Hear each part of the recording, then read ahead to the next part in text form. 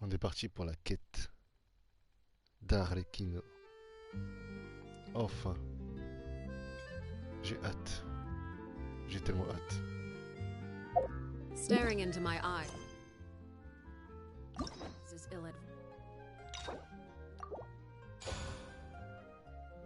Accepté. Activez le mode expérience focalisé pour éviter les conflits avec d'autres quêtes occupant les emplacements des personnages. Ok.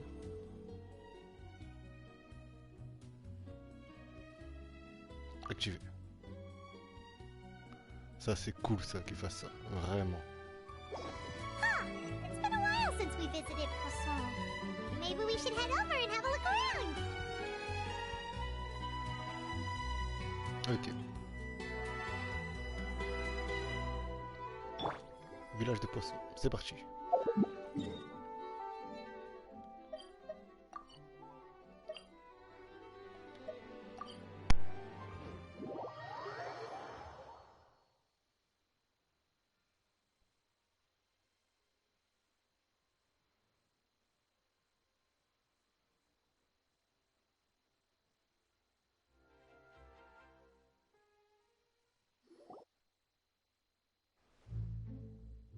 Hey, traveler, Paimon.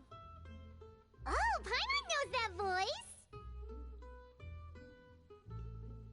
Over here.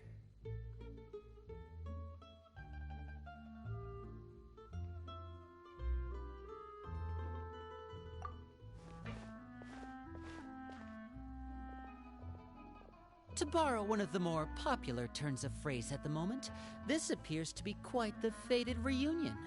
Running into you two out of the blue like this has really made my day. I certainly wasn't expecting it. You can say that again. What brings you to Poisson?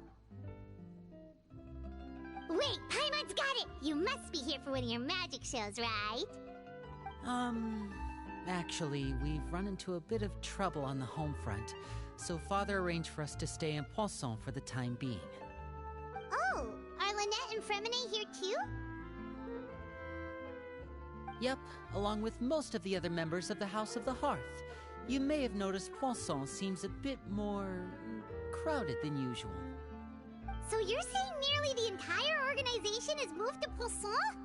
Sounds like you've run into way more than just a bit of trouble. What's really going on? Well... Since the two of you are so curious, perhaps I can fill in the gaps. You scared Paimon half to death! Father, you're here. You know...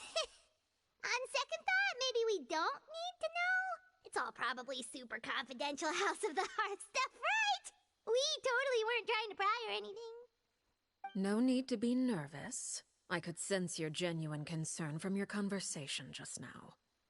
Of course, I can also understand your confusion. Sending so many Fatui here to Poisson, it's only natural that some might suspect an ulterior motive to be involved.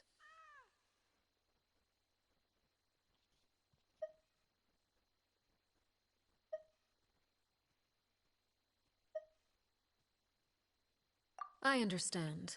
I'm well aware you've had your fair share of confrontations with the Fatui in the past, and I can't exactly guarantee that we'll remain on good terms in the future. As for right now, however, I would say we have little reason to be at odds, wouldn't you agree?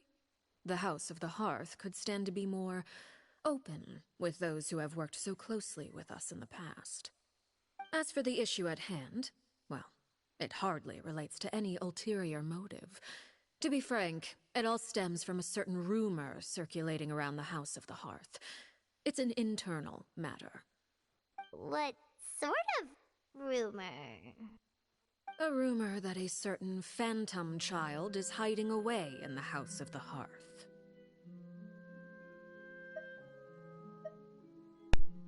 Ah, et la petite musique des Fatui qui passe crème. Raconte-moi tout ça, Arlecchino. Une histoire de fantôme? A phantom child? Ooh, just hearing the name is giving Paimon the creeps. A spirit that should have long ceased to exist is lurking in the shadows of the House of the Hearth. So I decided to bring the children to Poisson before continuing to investigate the situation. I expect I should be able to track down the spirit fairly quickly. After that, it's just a matter of resolving the situation, if you will. It shouldn't be much trouble at all.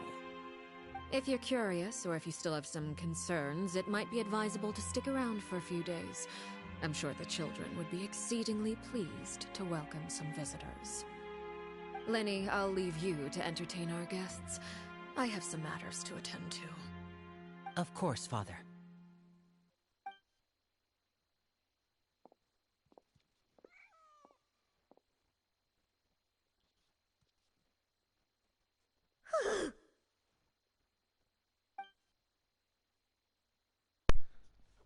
Cette conversation avec Arlecchino m'a intimidé. J'ai l'impression de pouvoir respirer à nouveau maintenant qu'elle est partie. C'est ce qui s'appelle avoir un acquis des rois très puissant. Une pression spirituelle, un naine, tout ce que tu veux. Elle est incroyable. Elle nous a suggéré de rester encore quelques jours, mais pourquoi? It has long been a dream of mine to invite you to our home and introduce you to my other siblings. You're quite well known in the organization already.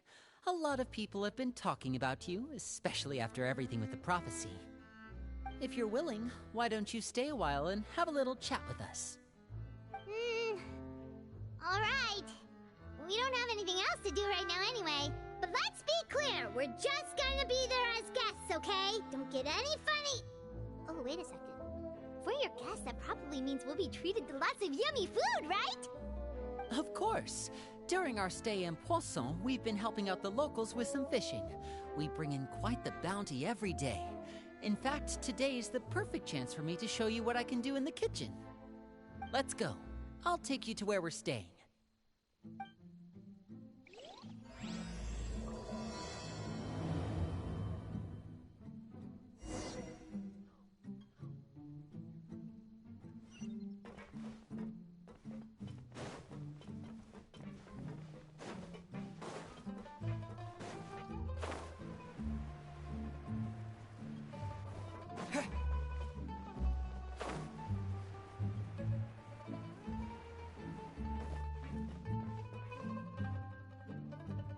We rented this house from one of the locals to use as a temporary base. I'll come back later and tidy up a bit. After that, it should be all ready for you to stay in tonight. Awesome, thanks! So, where are we off to now? Well, when I happened to run into you two earlier, I was actually in the middle of distributing some supplies. With this many people staying in Poisson, we have to bring in outside supplies every now and then. I should probably make sure the rest of these provisions get delivered. Otherwise, people might start to get antsy. Okay, we'll come with! There are all sorts of rumors about your organization floating around out there. Paimon's not sure if she could even take a wild guess as to what's true and what's not. But now that we finally have the chance to see a day in the life of the house, we can take a good look at how you operate! Well, you're more than welcome to come along. Just follow me.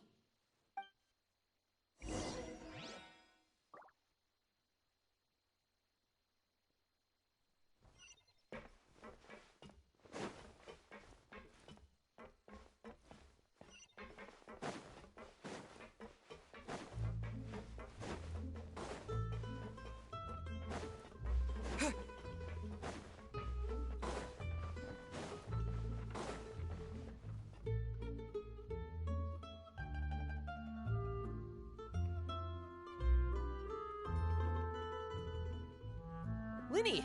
We're finally here. The supplies. I'm assuming you've... Brought them with me? Yep, here you go.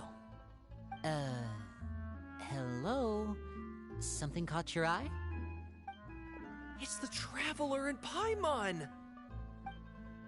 No way! Come here, everyone! Hurry! The Traveler and Paimon are here!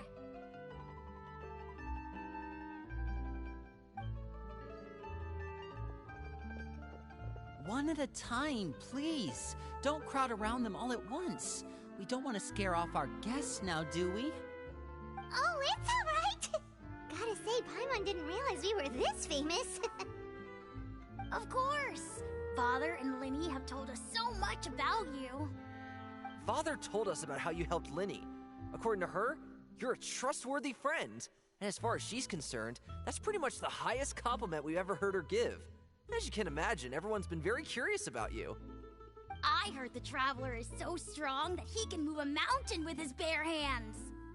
I heard Paimon eats so much that she can clean out the entire pantry at Hotel de Boer in just 3 days. Wait a second! That's the rumor you heard about Paimon? Oh, not cool at all! Oh, wait. When guests visit, you're supposed to give them gifts and stuff, right? Oh, we don't need something like that. Besides, we don't have anything to give to you. Come on, we insist. I can give you some of my new potions. Just pick your poison. And by that, I mean medicine or actual poison.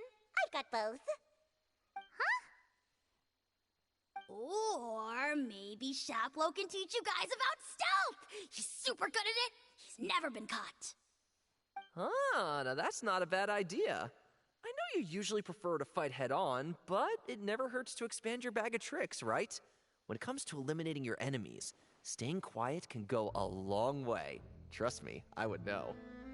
I was poisoned not too long ago, and I'm still dealing with the after effects. So I'm not quite as good as I was before, but I can still give you some pointers. Wait, when you said gifts, I didn't think you meant poison and stealth tactics. But those are the best things we can give you. You don't like them? Ooh, how about this? Tell me the name of someone who really annoys you, and we'll teach him a lesson for you. Ok, c'est que des démons quoi en gros. Les suggestions c'est dangereux de les unes les autres. Continuez à All refuser. right, Ok. Fold, Selwar. I think that's enough suggestions for now. When it comes to being a good host, it's the thought that counts. You don't need a physical gift to make our guests happy. In fact, pestering them with suggestion after suggestion might make them more annoyed than anything. I would say your enthusiasm has certainly gotten across. Really?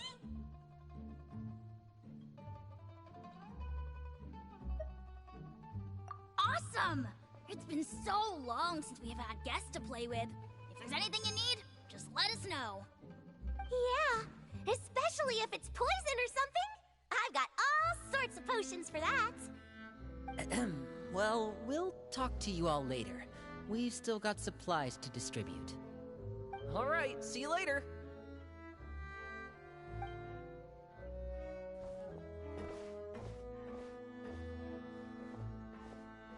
Bye!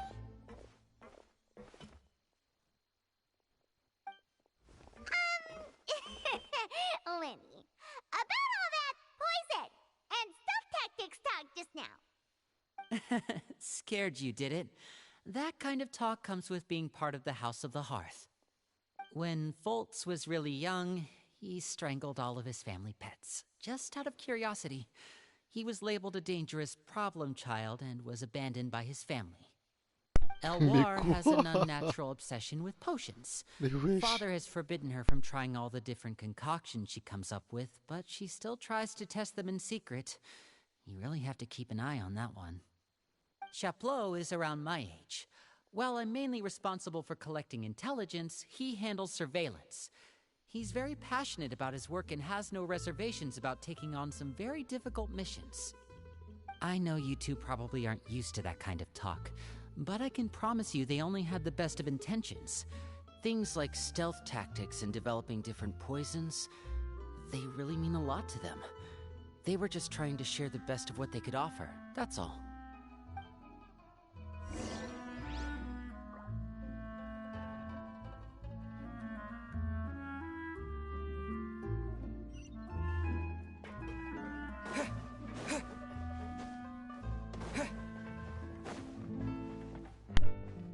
Vraiment cette famille, hein. Le foyer de l'âtre, il y a que des fous. Mais franchement, je respecte. Billy-o, supplies are here. Thanks. And who are these two?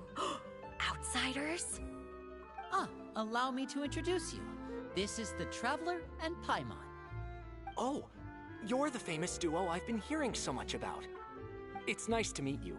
I heard you've traveled to all sorts of places. Is that true?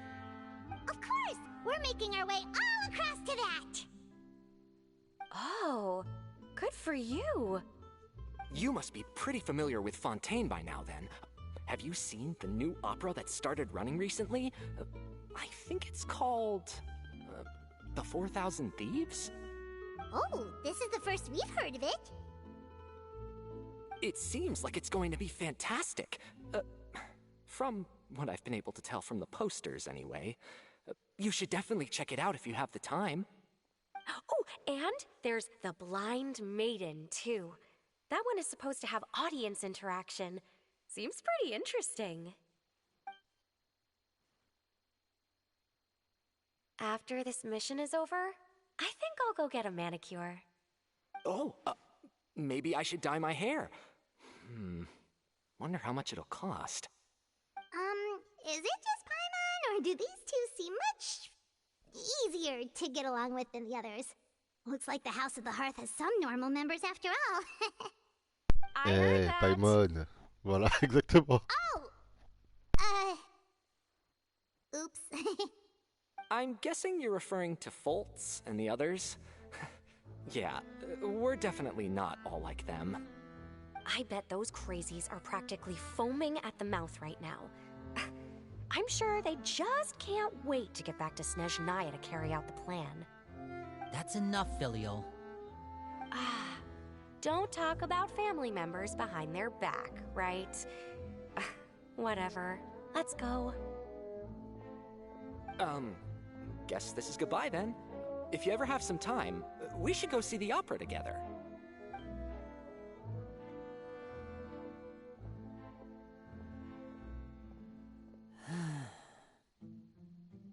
Well, that's it for the supplies. We should probably head back as well.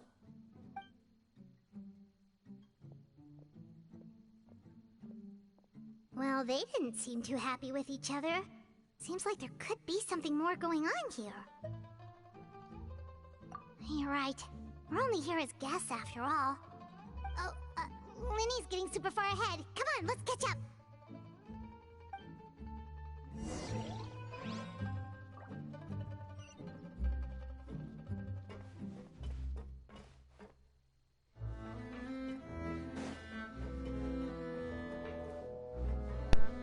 Très bizarre tout ça, on va pas se mentir. Mais après c'est une grande famille, donc bien sûr ils s'entendent pas tous en même temps, tu vois. So, what do you think of the members you've met so far? Well, Father is always encouraging us to be strong-willed and independent. So if there's one thing we've got, it's people who aren't afraid to speak their mind. Well, I should probably get cooking. Wanna join? Of course! Then let's head out and... Huh? Fremine? What are you doing here? Well, Fremine! Nice to see you again! Oh, you too. I heard you're here as guests of House of the Hearth. Welcome. We were just going to make some food. Why don't you come along? I could use some help in the kitchen, and I seem to remember you mentioning you wanted to make seafood soup for the traveler in Paimon. Seafood soup? Oh, Paimon's drooling already. Were you looking for something just now, Fremine? Maybe I can help. It's nothing. I just wanted to see if there were any extra supplies. Yeah, we've got some left over. What do you need? Some food and water, and some clean cloth, if possible. No problem. Give me a second here. Food, water... Wait a minute. What do you need all of those for? You're not on any missions as far as I'm aware, and you were just going to come eat with us. So what's this all about? I thought I'd grab an extra portion because I get hungry at night. Could be because I'm growing, you know? And... Fremine, you remember what I told you? You're not like me. Your lying skills still need some work. Tell me what's going on. Is it really bad enough that you have to keep it from your own brother? Maybe it'll be better if we gave them some space.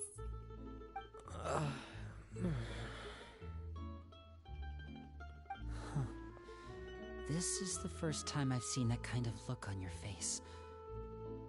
Whatever happened, does it have something to do with Father? Yes. Just follow me.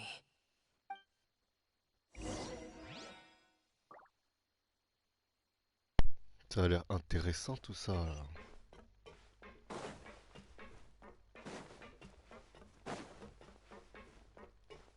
Là, Fréminet m'inquiète un peu. Oh! Tiens, tiens, tiens. You're back! Oh, and you've brought some friends with you this time. Hello, my name's Linny. I grew up in the House of the Hearth. And you are? Hi, Linny. I'm also a child of the House of the Hearth, just like you. You can call me Clairvy.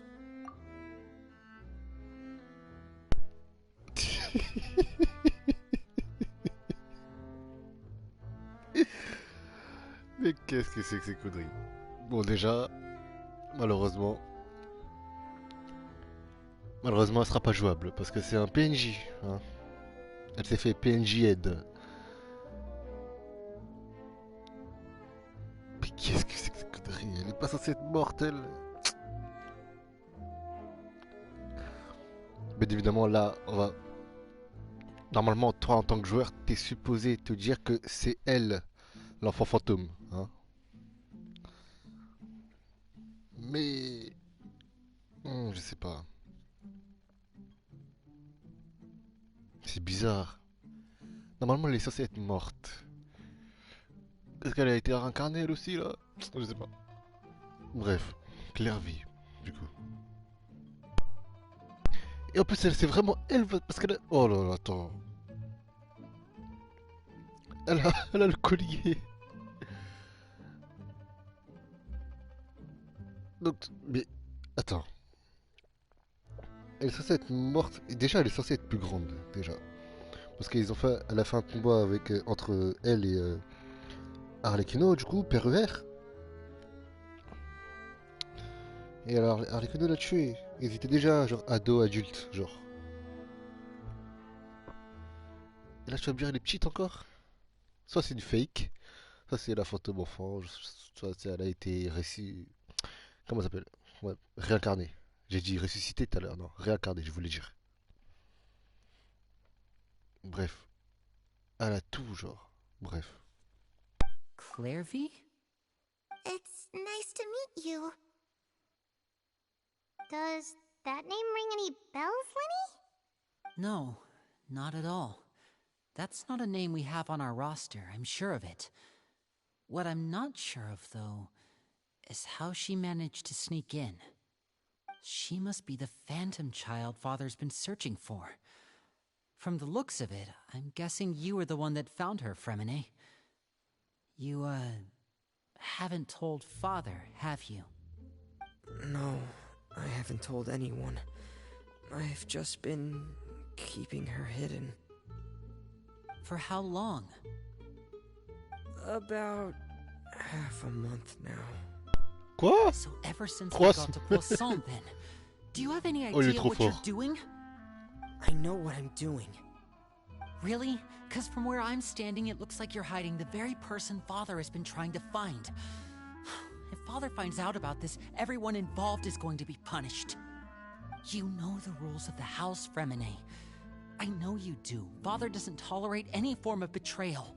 So why are you doing this? I've thought it through. And I just can't hand her over like that. Linny, don't you remember last year? Sheplo nearly died after getting poisoned during that one mission. He wasn't able to get back before the poison started taking effect, and not a single person was there to help him. That night, while I was sleeping, I heard a voice telling me to go save him. I opened my eyes, but I couldn't find the source of the voice. I thought maybe I was just hearing things, but I went to look for him anyway. Luckily, I got there with enough time to save his life. That feeling of being haunted, of hearing voices, it's happened many times in the House of the Hearth. I'm sure you've noticed. So what you're saying is, that was her? She was the one who spoke to you that night? Unless there are other spirits roaming around the House of the Hearth, I don't think there's any other possibility. If Clairvy were our enemy, it wouldn't matter whether she was a spirit or an actual child. I would have acted without a second thought, because that's what Father ordered us to do. But she's been living with us, helping us from the shadows all this time. I think that makes her family. I couldn't just hand her over to be dealt with. Not when there's so much we still don't know. So what's your plan then? You can't keep her here forever. Someone is bound to find out eventually. I haven't thought that far yet. I don't want to disobey an order from Father, but I also don't want to put Clairvy in danger. Come with me. There are a couple things I'd like to say to you in private.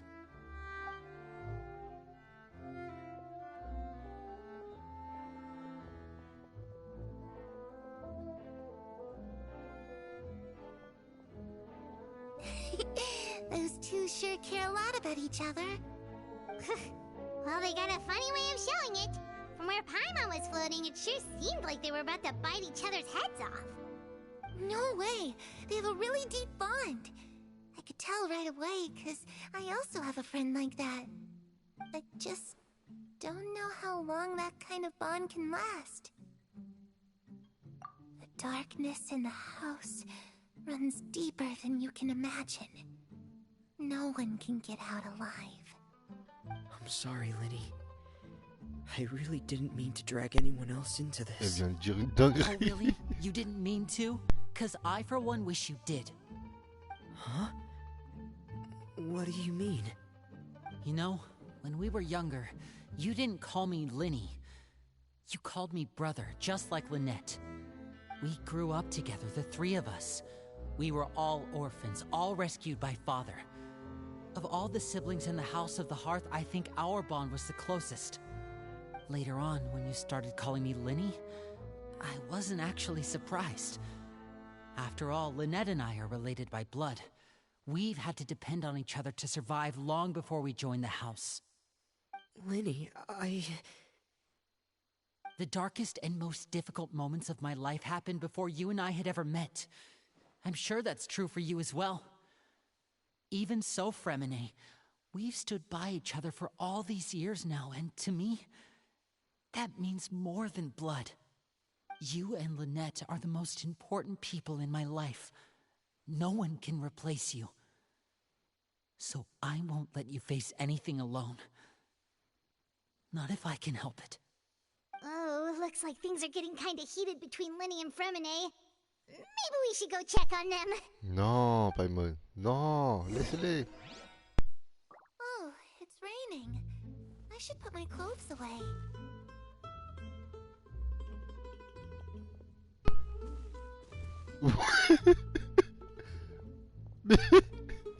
Pardon. Looks like she's not here either. Pervers, Perry. Perry. Non, pardon. Mais wesh. Mais c'est quoi cette scène? Doum-doum-bidouba, doum-bidouba. Mais c'est le fantôme, elle disparaît devant moi, normal. Viens ici, toi. Non. Doum-doum-bidouba, doum-bidouba. Non mais ça va pas.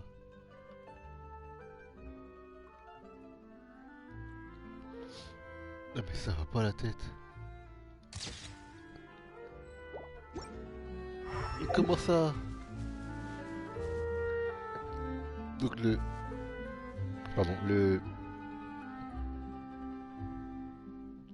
Le, le surnom de Peruère ou d'Arlecchino, c'est Perry. C'est mignon de fou. Bref. Hey, you two! Hope we aren't interrupting anything. Like a fight, or... Oh, wait a minute, Fremine.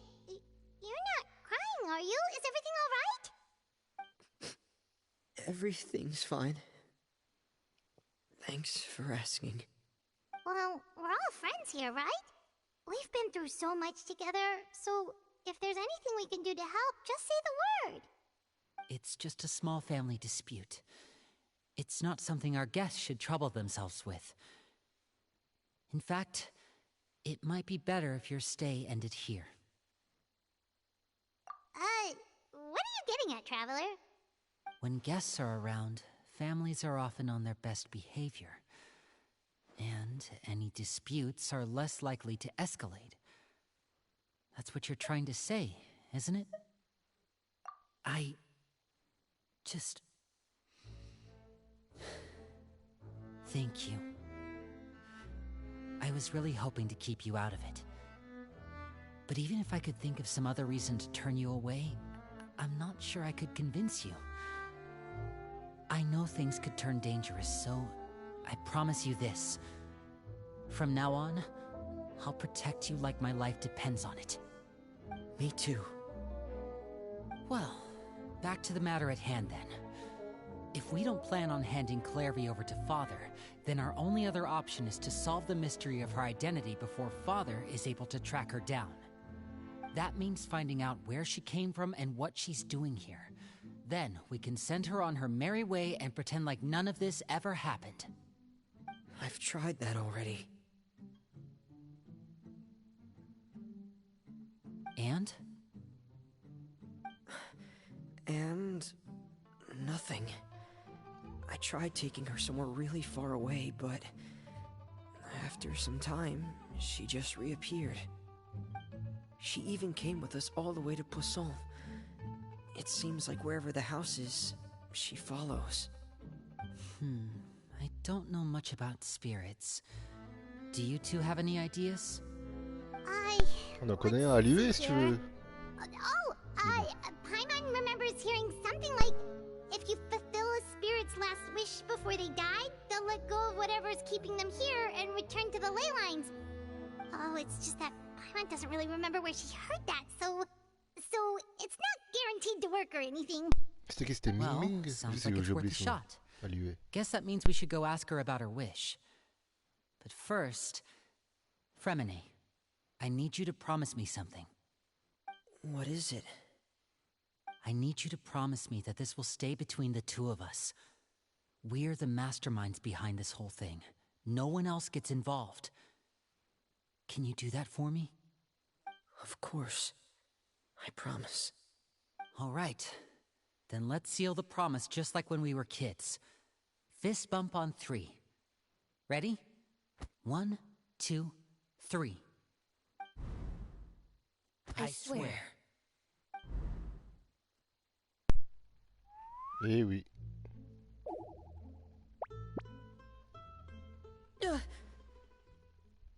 Eh oui, elle est toujours là. La meilleure. Comment vous avez oublié Linette? Moi aussi j'ai dit, mais attends, mais comment ça vous faites une promesse vous deux et vous emmenez pas Linette? Eh, c'est les trois. C'est frères et sœurs, les trois. Les trois relations. Vraiment comme ça, bam. Vraiment reliées de A à Z. Faut pas oublier Linette. Oh. Moi ça fait plaisir. De toute façon c'est la meilleure donc. But what a surprise! What brings you here, dear sister?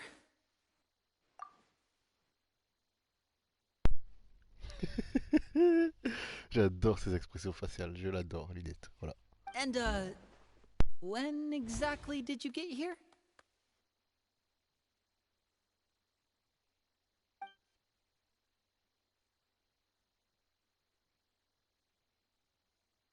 You're an idiot, brother. And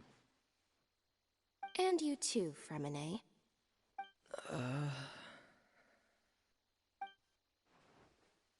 You 3, Traveler. And you 4, Paimon. Hey! Comment ça? Comment ça, moi aussi, Linette? Pardon. J'avoue, j'aurais dû les arrêter, j'aurais dû dire à Linette, elle aussi. Mais bon, j'ai rien fait, moi. Wait, what did we do? I've seen Clairvy around the House of the Hearth before. I hadn't seen her in Poisson, so I figured she must not have come with us. But it turns out you were just hiding her.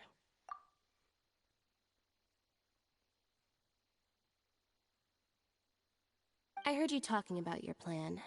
Rather than steering clear of the situation, I'd rather fully join in.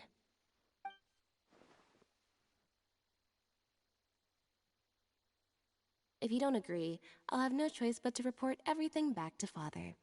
Simple as that. You're not giving us much wiggle room here, Lynette. Well, I guess we're all in this together then. After we talk to Clairvy, we'll figure out our next move. There's no time to lose. Let's go.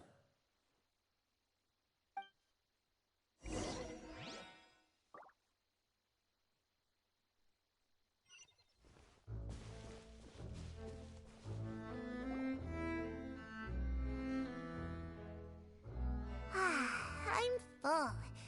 Thank you for bringing me this food, you guys. She said she's full, but the food doesn't look like it's even been touched. That's right. Based on what I've been able to observe, it doesn't seem like Clairvy can interact with the physical world at all. Still, when she's presented with food, she'll always linger around it for a good little while. Maybe, in her mind, she really is eating those things. Does she know that she has already passed away? I've tried to ask her, but she didn't answer. My guess is that she's just as confused as we are. Or maybe she couldn't understand the question at all. Clairvy, if you've got some time, I'd like to ask you a few questions. Sure. Oh, another new friend. Hi, I'm Clairvy. Hello. Clairvy, how did you join the House of the Hearth? Huh? Isn't it the same for everybody? The knave brings you here and then you can't leave. It's just that your name, it's not on the roster. And I've never seen you before. The roster? Oh, I get it now. I think there might be some things you don't know about this place. The people in charge, they're not as nice as they look. They say they keep a roster, but it's not complete. There are a lot of people who aren't on it, and never will be. In this house, some people are family, and other people are just test subjects. Those kinds of people aren't ever going to get a place on the roster, unless it's the roster of people who've been executed. Wait, does that mean the knave... she... Is there anyone that can vouch for you? Perry. She's my best friend.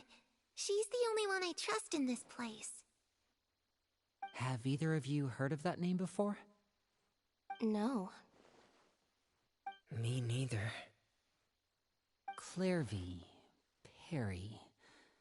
Neither of those names are on the roster. But it seems like she's telling the truth. Either that, or this kid's already got a bag of tricks bigger than mine. Maybe we should try a different approach. Clairvy, do you have a wish? A wish? It can be anything you want. Just imagine. It's your birthday, you're blowing out the candles, and your wish is...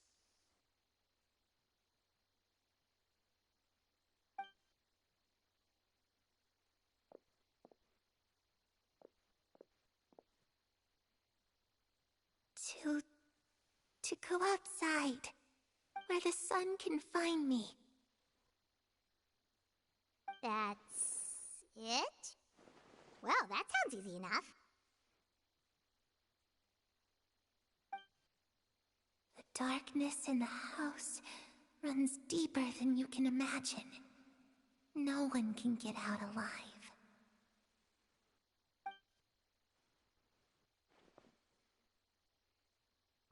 Ça ne peut pas être aussi simple. Okay, time to divide and conquer. Listen up. I've got a plan. I'll try and find a way to use basic illusory magic to take Clairvy outside and bring her somewhere with sunlight. Lynette, try and find the list of executions that Clairvy was talking about and see if her name is on it. Fremine, you stay in Poisson. We can't be the only ones who've had run-ins with Clairvy. I need you to collect intel on everything she's said and done. Understood. I'll try my best. What about us? What should we do? I really appreciate your willingness to help, but this is a family matter. I don't want to drag you in too deep. It's too risky. Let me think. Since Father considers you to be guests, maybe you could stick by her side for a little while. You don't need to do anything except keep up some nice, casual conversation. Ah, Paimon gets it. You want us to distract her. I'll give you a magic bird. If Father suspects something, all you need to do is release it when she's not looking, and it'll alert me that something's wrong. Mais comment ça, un oiseau magique? Déjà, il est magnifique l'oiseau, il est très très beau. On dirait un beau Pokémon. Et je vais vous donner un oiseau magique. Si Père se doute de quelque chose, vous n'aurez qu'à relâcher l'oiseau pendant qu'elle a le dos tourné pour me prévenir. Mais what? Of course, that's only as a last resort. If Father doesn't seem to notice us, there's no need to make contact. We'll reconvene here tonight after all's said and done. If the worst-case scenario happens and we're discovered, just tell Father everything. We're not going to let our guests get punished for our own actions. That's where we draw the line. J'adore cette ambiance. You too. Okay, this is where we part. Father should be at the beach nearby.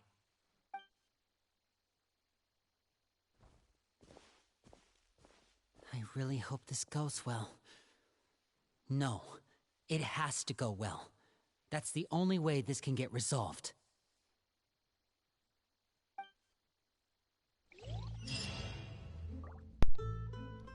Quelle tension. Oh la tension.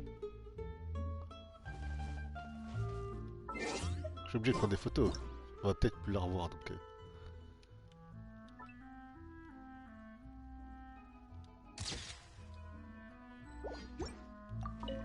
Clairvy, Okay. I'd like to take you somewhere.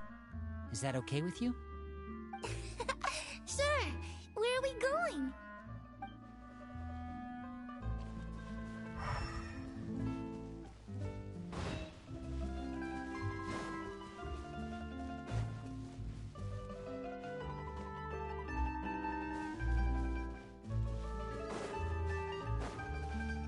Oh, je suis obligé de faire ça aussi, attends.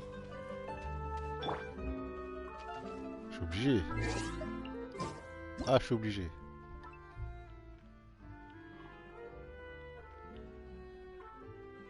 Attends.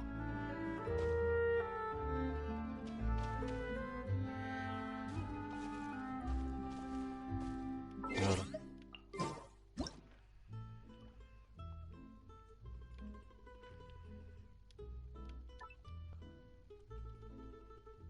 Voilà.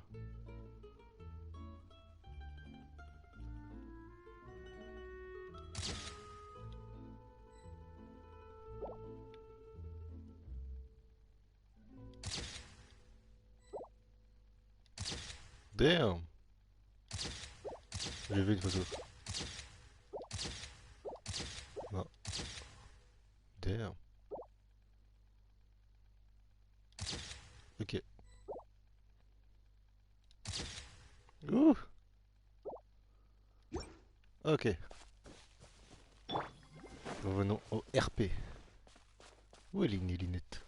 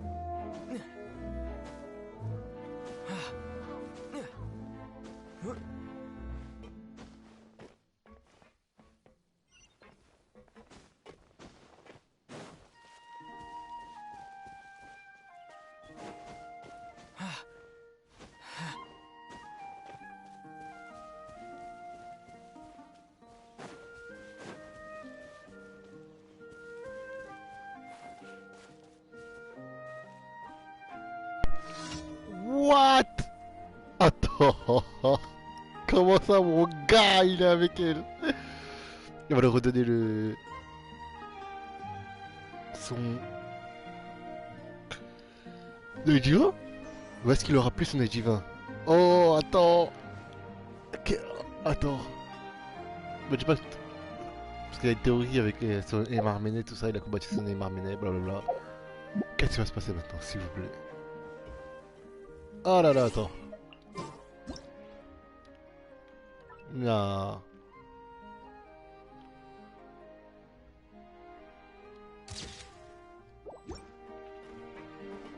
Allez. It's the knave and child. Hey, aren't you supposed to be in Snezhnaya recuperating? What are you still doing in Fontaine? Oh, it's you two. I didn't expect to run into you here. I was unconscious for quite a while after the fight in the Primordial Sea. After I woke up, I realized I was being taken back to Snezhnaya, and well, I couldn't have that now, could I? Not when I've still got unfinished business here in Fontaine. So, I mustered up all my strength and made the journey back on my own. What sort of unfinished business are we talking here? It has to do with Skirk, my master. I really wanted to meet up with her, but by the time I got back, she had already left. I still have so many questions for her. Without any other leads, all I could do was ask the knave to help me track her down. She must have left behind some traces from her time in Fontaine. Oh, okay, so have you found any clues? Unfortunately, no. While the House of the Hearth is adept at collecting all manner of intelligence, certain existences can still manage to escape our purview. Basically, unless Master feels there's a need to meet with me, she's not going to be found. But that problem has an easy fix. I just need to become stronger, and then...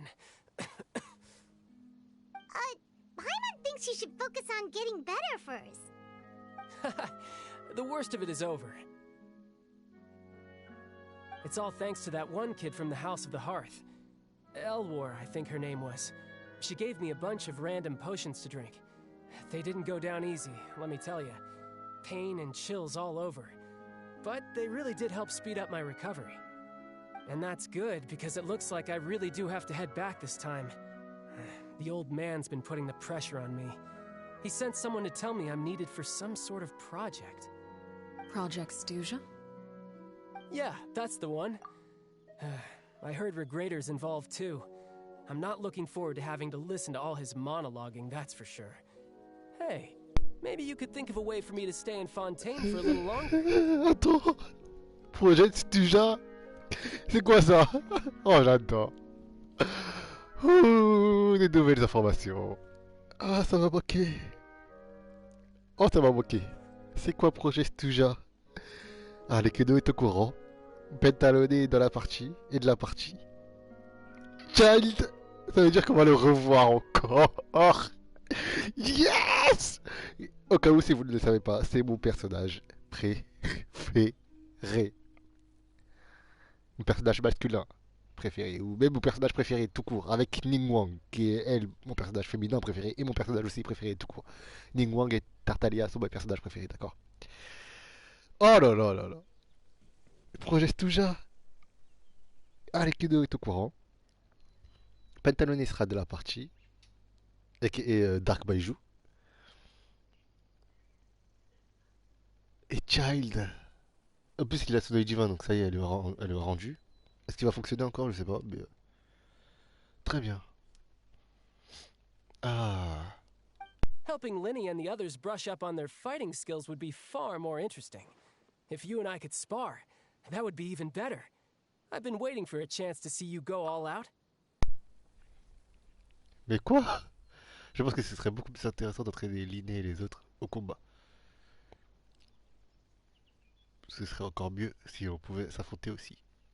J'ai moins envie de le voir tout donner. And what a sweet little daydream that is. But I also have a role to play in all this.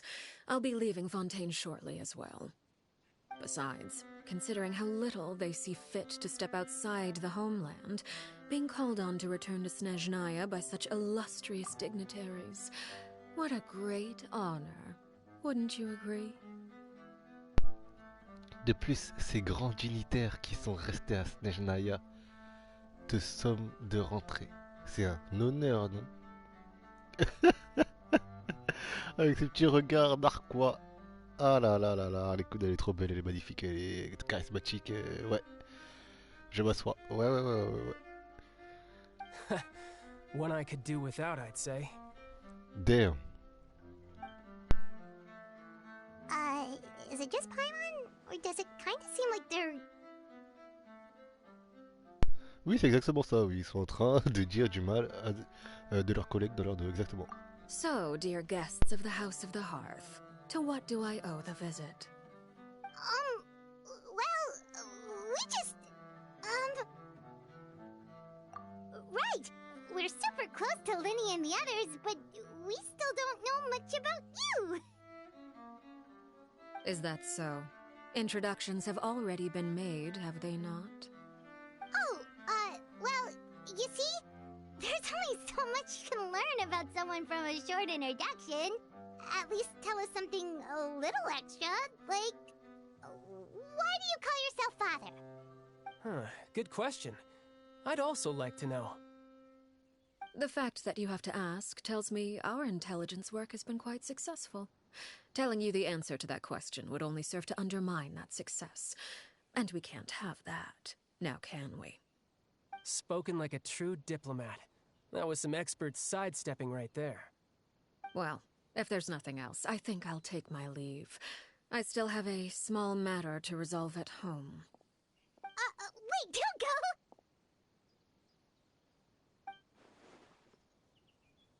Si Arlecchino part maintenant, elle va tomber sur Linné et Clairvy à coup sûr.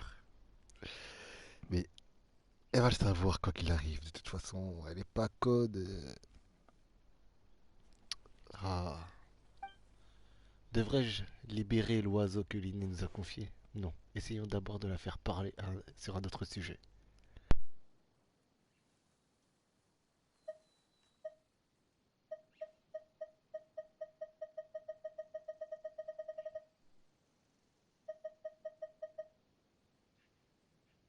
Comment ça que représente le foyer de l'âtre à vos yeux? Comment ça? À propos du foyer de l'âtre.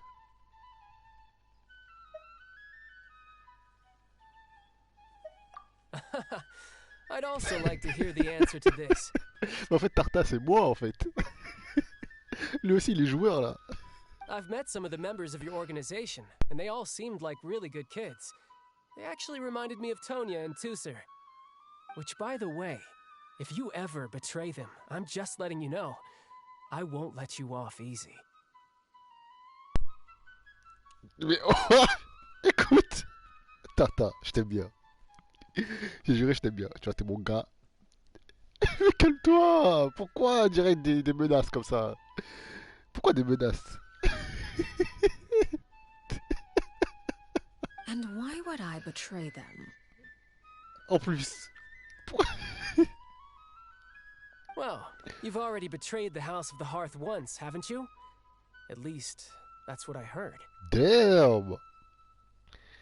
Waouh! Il dit ça comme ça, normal. Oui, oh là là, oh les balls. Ok. Dis-moi plus, Arlecchino, s'il te plaît. Il ne t'énerve pas, hein. Il est jeune, c'est le plus jeune des exécuteurs. Il est con. Faut le pardonner. Faut le pardonner. Oula. Hmm. Calme-toi, Arlecchino, calme-toi. Okay, I admit. That's just what the old man told me. The rooster, I mean. Enfin, Pulcinella qui me l'a dit. Ok. Arlecchino a trahi le foyer de l'âtre. Ça veut dire que Clairvy disait la vérité. Arlecchino traite-t-elle ses enfants comme des cobayes? Non, oui, non, hein. En fait, c'est des bâtards parce que avant son court métrage, moi je ne faisais pas confiance à Arlecchino. C'est mort, c'est cuit. Mais après le court métrage, je sais pas. C'est flou là dans ma tête. Je ne sais pas à quoi en penser d'elle. Je ne sais pas, ça y est, putain. Oh, wait. Did you really do something bad to those kids? Never mind what I've done. I'm more curious as to what the mighty rooster had to say. Care to enlighten me? Ah, well, nothing much.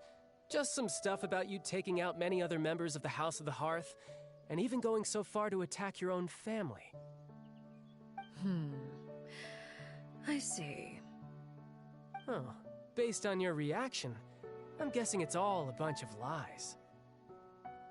Hardly. I don't appreciate his particular turns of phrase, but I suppose he didn't say anything untrue. Eh oui. Although, it would be more accurate to say that there is a certain level of prejudice involved, but I don't intend to clear that up just yet. Prejudice has a funny way of concealing the real truth behind certain things, an Exactement. attribute that I find to be quite advantageous. It is advantageous. C'est vrai. Call yourself a Fontanian, for example, and people will assume all sorts of things, when the real truth is that this is simply the land where I was raised. Eh oui. Ah. Attends, mais en français ils disent de la merde là. Mais qu'est-ce qui... Par exemple, les gens s'imaginent un tas de choses quand je leur dis que je suis fontainoise. En vérité, il ne s'agit que de mon lieu de naissance.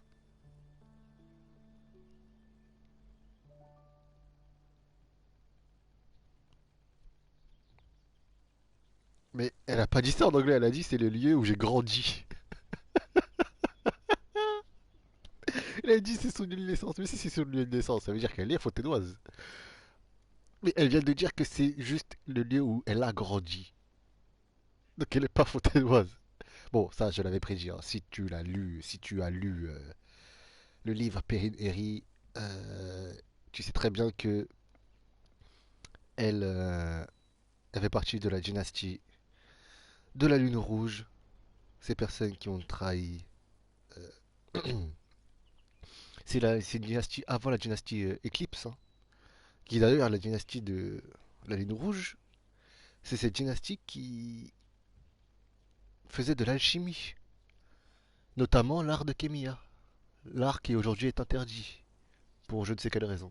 Et la dynastie de l'éclipse, donc après la dynastie de la Lune Rouge, c'est les personnes avec plus de technologie, c'est-à-dire notamment les ruines gardes, comme on appelle en français, j'ai oublié, les gardiens des ruines et toutes ces conneries-là, tous ces autres ruines, gardiens des ruines. Donc celle d'avant, c'était l'art de Kamiya, dont Arlecchino soit fait partie, soit en est la descendante du coup. Donc non, on fait pas partie de Fontaine, ça c'était obvious, ce n'était pas une théorie. Si t'as lu le livre Perrine Herry, tu le sais normalement. Huh? you're not actually from Fontaine? But then, why did you try to help out with the prophecy and everything? I was trying to protect the children born in Fontaine. Claiming that I myself was a Fontainian simply made it easier to operate. People would hardly suspect a fellow Fontainian of having any ulterior motives. Who wouldn't want to save their homeland after all? The primordial sea wouldn't have any effect on me, but it would have caused great harm to the House of the Hearth. Well, you wanted extra information, didn't you? There you go. I hope that satisfied your curiosity. Est-ce que ça me satisfait de ma curiosité? Non, je veux en savoir plus, Arlecchino. Je veux en savoir plus sur toi, madame. Je le savais tout ça. Parle-moi de ta malédiction hillichurlienne, ta malédiction brutocolinusoise, je sais pas comment on dit ça, mais c'est ça que je veux entendre. C'est ça. Parle-moi de ta malédiction. Parle-moi du fait que toi aussi t'es passé par le chemin. Hein? Le chemin que tous les brutocolinis passent. Pour commencer une nouvelle vie. Dis-le-moi. Arlecchino a dévoilé un de ses secrets pour dévier la conversation et ne pas élaborer sur sa trahison. Comme si elle voulait éviter de parler de son passé. So, you stayed in Fontaine for the kids. I guess I was wrong to believe you'd betray them. Apologies. Looks like I was holding on to some prejudices myself. Good. Like I said, I like it when others have misconceptions of me. Actually, while I was recuperating at the House of the Hearth, there was something else that really caught my attention. Ah, Child, je l'adore. J'ai l'impression qu'il est plus curieux que moi, alors qu'ils sont collègues de base.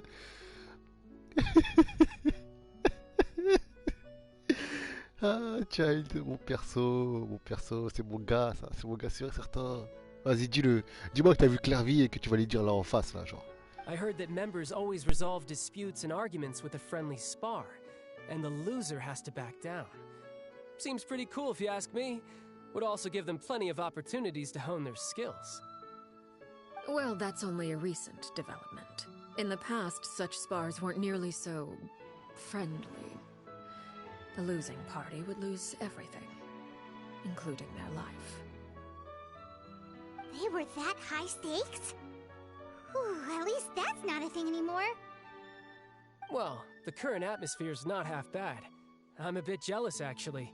You've got so many family members around you, and you even get to live with them. Having a lot of family around means dealing with a considerable amount of bickering and scheming. Once Tonya and Tusser enter their rebellious phase, I'm sure you'll understand. Oh! Tonya est plus petite, du coup? Je crois que c'est Anton qui est le grand, j'imagine. Et donc Tarta c'est le cadet. Après c'est Tonya et après c'est Tusser, du coup, ok. Just imagine. Tusser becomes obsessed with plucking out strands from the rooster's mustache, or Tonya decides to dye her hair 42 different colors. Damn, Arlecchino! Okay. I get the picture.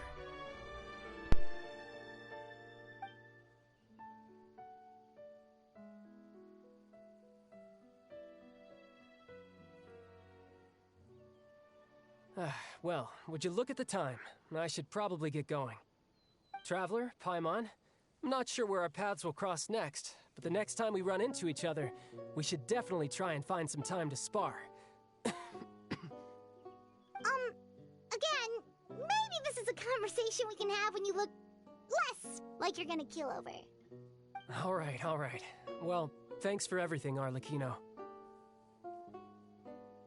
No thanks necessary. You also played a part in obtaining the Gnosis. I would say we can call ourselves even. I like the sound of that. Well, I'm off. See you all some other time. We should probably get going too. Do you want to head back with us? Et donc là, on parle même pas du Gnosis aussi. On va pas demander pourquoi la Tarine veut les Gnosis. Non, on va pas demander ça. Parce que nous, on s'en fout, nous. Hein? Ether, vas-y, demande-lui, Ether. Oh, you want me to leave so soon? Ah là là, Paimon. Mais elle est pas conne, Arlecchino, Paimon. T'es conne ou quoi? Et Paimon est trop bête. Allez, c'est fini. Oh, Ferme-la, ferme-la. But you see, I'm rather enjoying the evening breeze. If you don't mind, I think I'll stick around for a bit. I have some things to think about. Elle est pas conne, Arlecchino. Elle est pas conne. Voilà, à cause de toi. Apologies for not attending to you like a proper host. Please forgive this slight. I do hope you'll have a pleasant stay. we managed to keep her distracted until nightfall. Good thing Child was there to keep the conversation going. You don't think she suspected anything, do you? Oh, I wonder if Linny ran into any issues. Let's hurry back and see how everything went.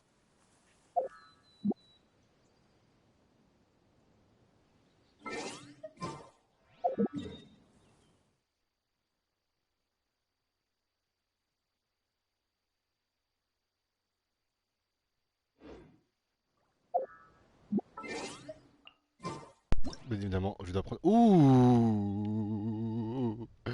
Oh, la photo de fou furieux!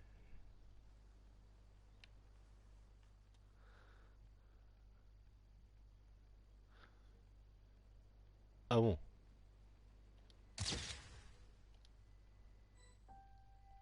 Oh, la photo de fou furieux.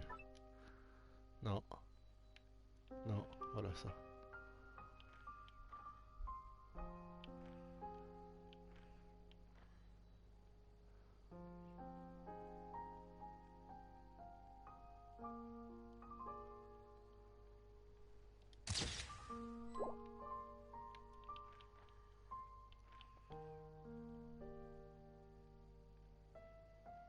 Hmm.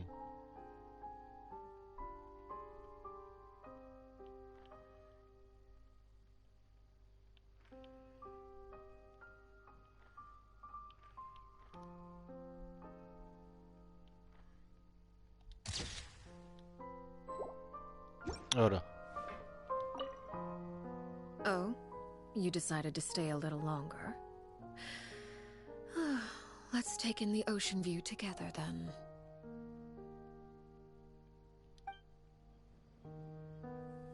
Pas à moi, Arlecchino. Ouh, la lune.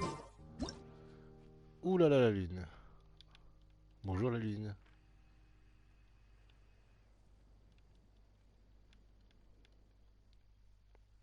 Bonjour.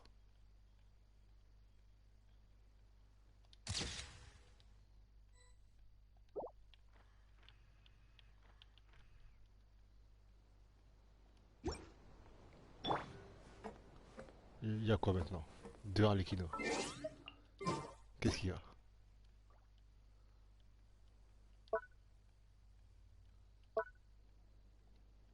Voilà. Qu'est-ce qu'il y a maintenant? Dépôt prix d'une.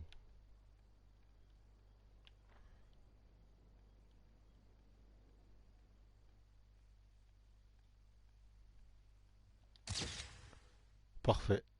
Dépôt le prix d'une.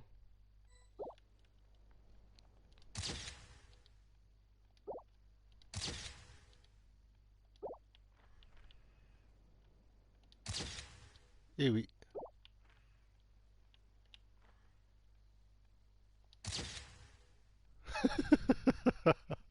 J'adore.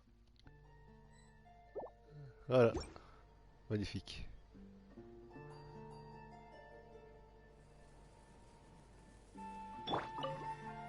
Oh, you decided to stay a little longer. Ok. C'est parti. Je sais pas c'est quoi son intention, je sais pas pourquoi elle regarde là-bas. Mais...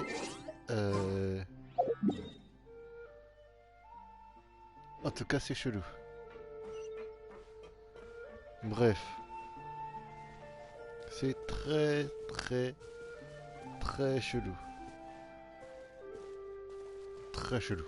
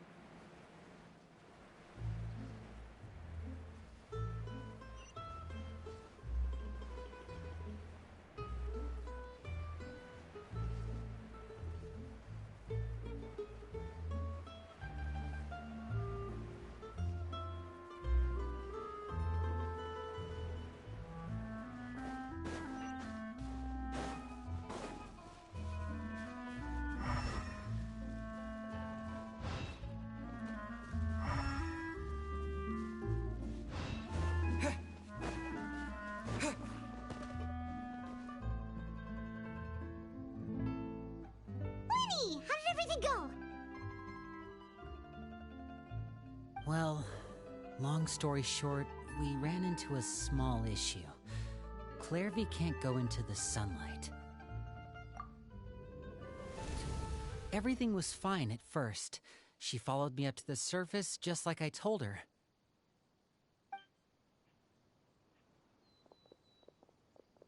But as I led her out of the shadows and into the sunlight, she vanished. I turned around, and there she was, standing at the edge of the shadows, silently watching me. Huh. Maybe she's afraid of sunlight, or...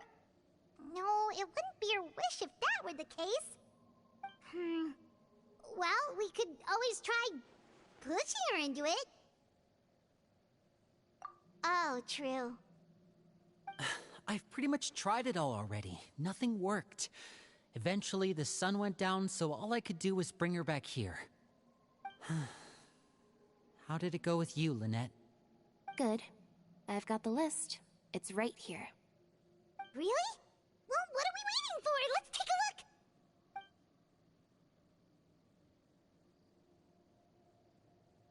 Oh, that's a lot of pages.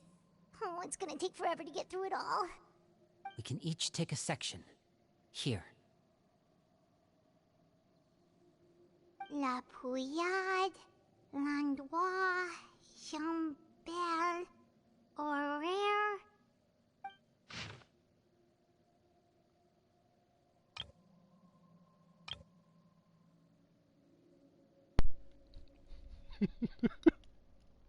Elle s'appelle vraiment La Pouillade, frère. J'ai sans commentaire. Jambelle. Oh, yikes. That horaire guy has a huge scar on his face. He's kinda giving Paimon the creeps. Ah, I've met him before. The scar is from an injury he received during a mission.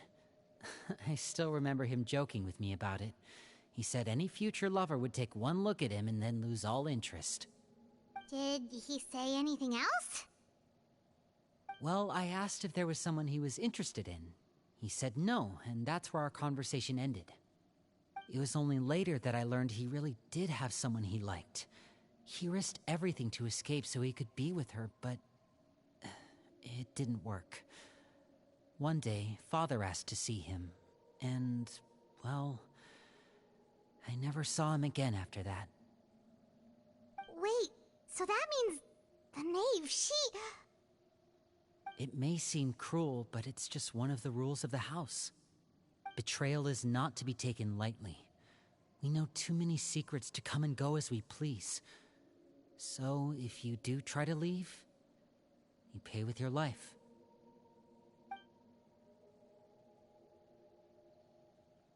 Her name's not here, huh?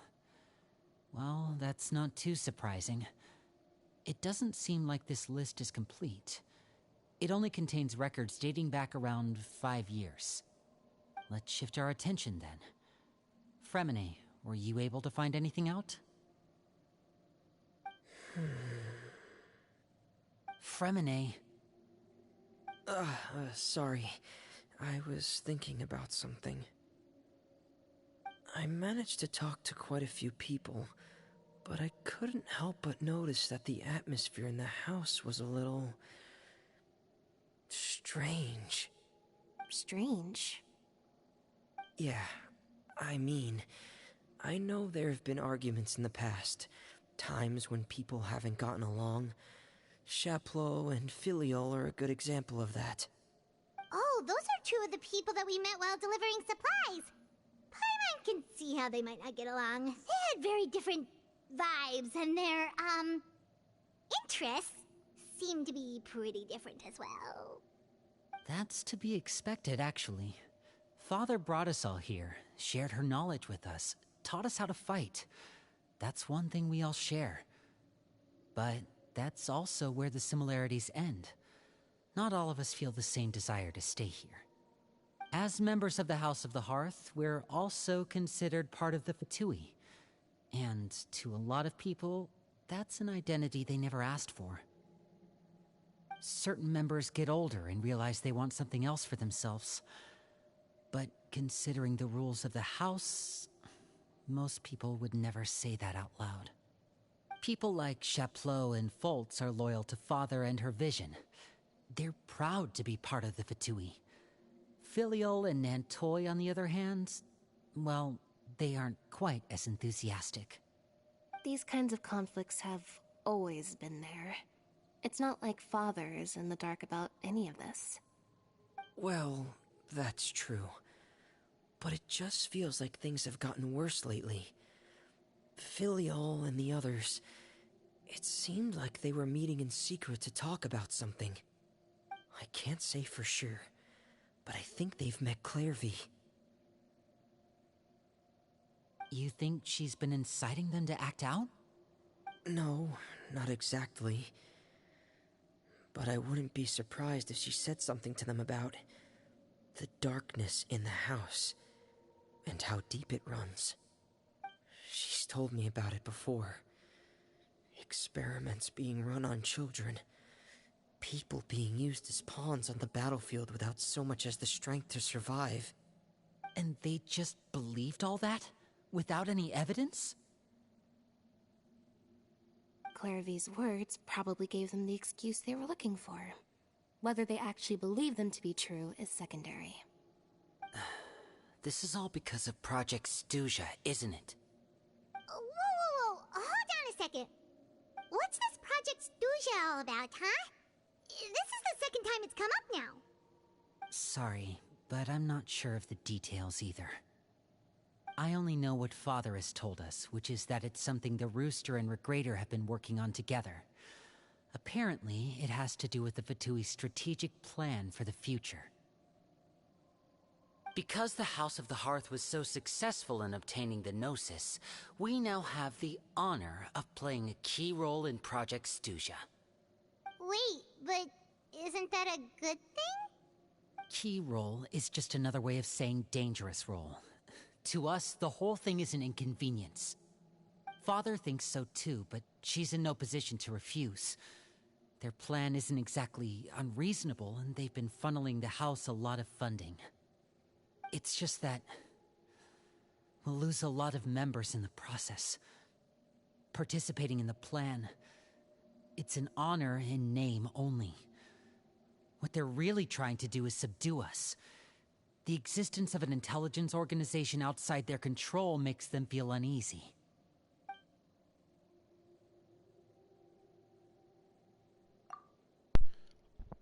C'est incroyable, j'adore. On dirait que les Fatui sont en train de préparer un gros coup. Mais je ne vais pas arriver à en savoir plus. Linné et les autres n'ont pas l'air très avancés sur le sujet non plus. Projet Stuja. Donc les prochains peut-être en Atlan, ce sera Pulcinella et Pentalone. Le 5e et le 9e. Ah là là là là là là là là là là. Ah, ah j'ai hâte. Un projet. Ah, et préparer un gros coup. Pourquoi il y aura une guerre? Je pense qu'il y aura une guerre à Atlan. Oh, ça va être incroyable. Ouais, c'est la nation de la guerre. Ça va aussi. Donc je vais de guerre. Mais si c'est avec les Fatui. Oh là là là là là là là. Je dois rester attentif la prochaine fois que j'ai affaire à eux. Okay, super complicated top secret Fatui business aside, what does all of this have to do with the conflicts you were talking about earlier? Paimon doesn't get the connection. External pressure has a way of exacerbating internal strife. You can't overlook the power of fear either.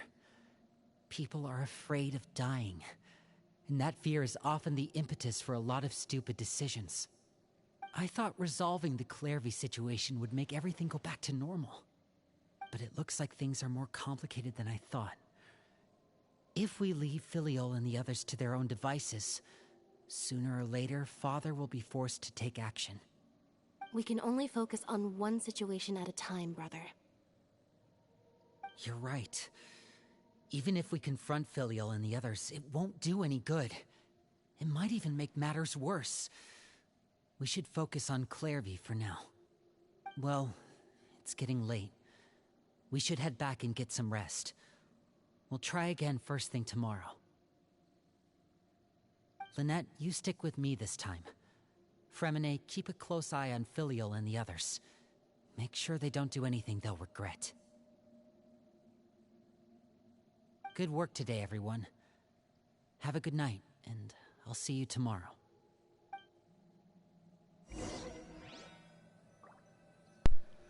La tension est à son comble.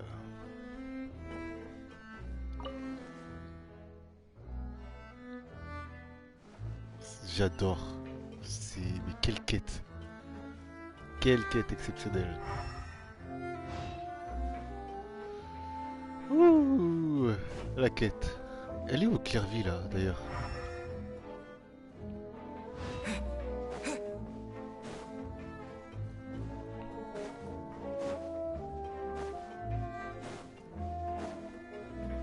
Toujours pas là? Ok, bon. Je vais pioncer. Ah oh. Se reposer. Elle n'a pas intérêt à venir. Toutes sortes de pensées vous traversent. Mais c'est une blague. C'est une blague, Kenshin. C'est une blague. Comment vous... Mais vous m'avez pris pour Flash?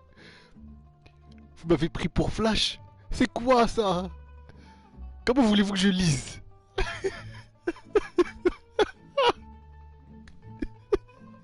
Mais c'est une blague, genre.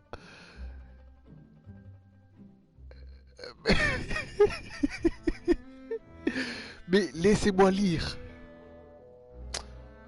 Je pensais pouvoir dormir tôt, mais je n'arrivais pas.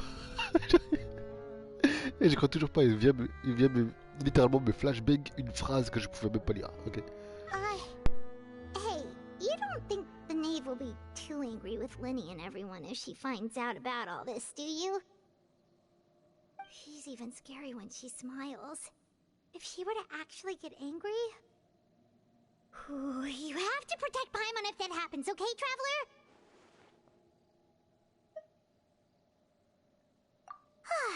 Trust is ever, Traveler. Oh?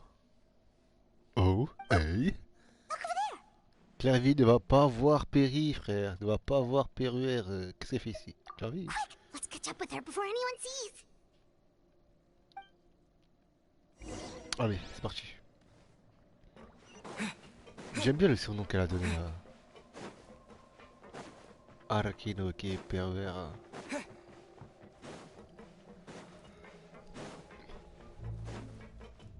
Over there! Pourquoi elle marche vite comme ça? Où tu vas? Le fait est qu'on est à Poisson et qu'il n'y a pas navire, c'est bizarre. Viens ici. Ouais, il fait nuit donc elle peut voir. Et oh, on va prendre rendez-vous avec Arlecchino. C'est ça? Parce qu'Arlecchino elle est restée là-bas. Donc elle va aller la voir pendant la nuit, c'est ça? Pareil combien? Il y a la lune quelque part? Ouais.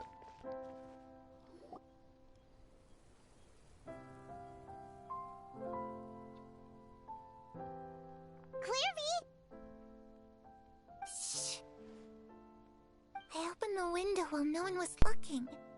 Look how pretty the outside is. La fenêtre? Mais il n'y a rien ici. If only I could have more than this. You probably think I'm being silly, huh? All this hopeless resisting. It's better to dream of what I could have than try to make it a reality, right? Please, help us get on the same page here, Clary. We need you to tell us what you know. Can you do that? Sure. Although, after you hear all this, I think you might regret that decision. Everyone in this family is nothing more than a tool, something to be used and exploited. We're all expendable, including me. As long as you're useful, you get to stick around. Lose your value, and you're handed over to the doctor, experimented on, and given a fate worse than death. I've seen it happen again and again, and I've had enough. You're saying the knave did all that? It's just, that doesn't seem like something she would do. She's scary and all, but it seems like even she has lines she wouldn't cross. I knew you wouldn't believe me. Everyone thinks she's a good person. They all think of her like a real mother. Mother? But she doesn't deserve that title. She's disgraced it and tarnished it. And if I had things my way, I'd never see her again. If only Perry were here, she'd understand. J'ai compris. J'ai compris le truc.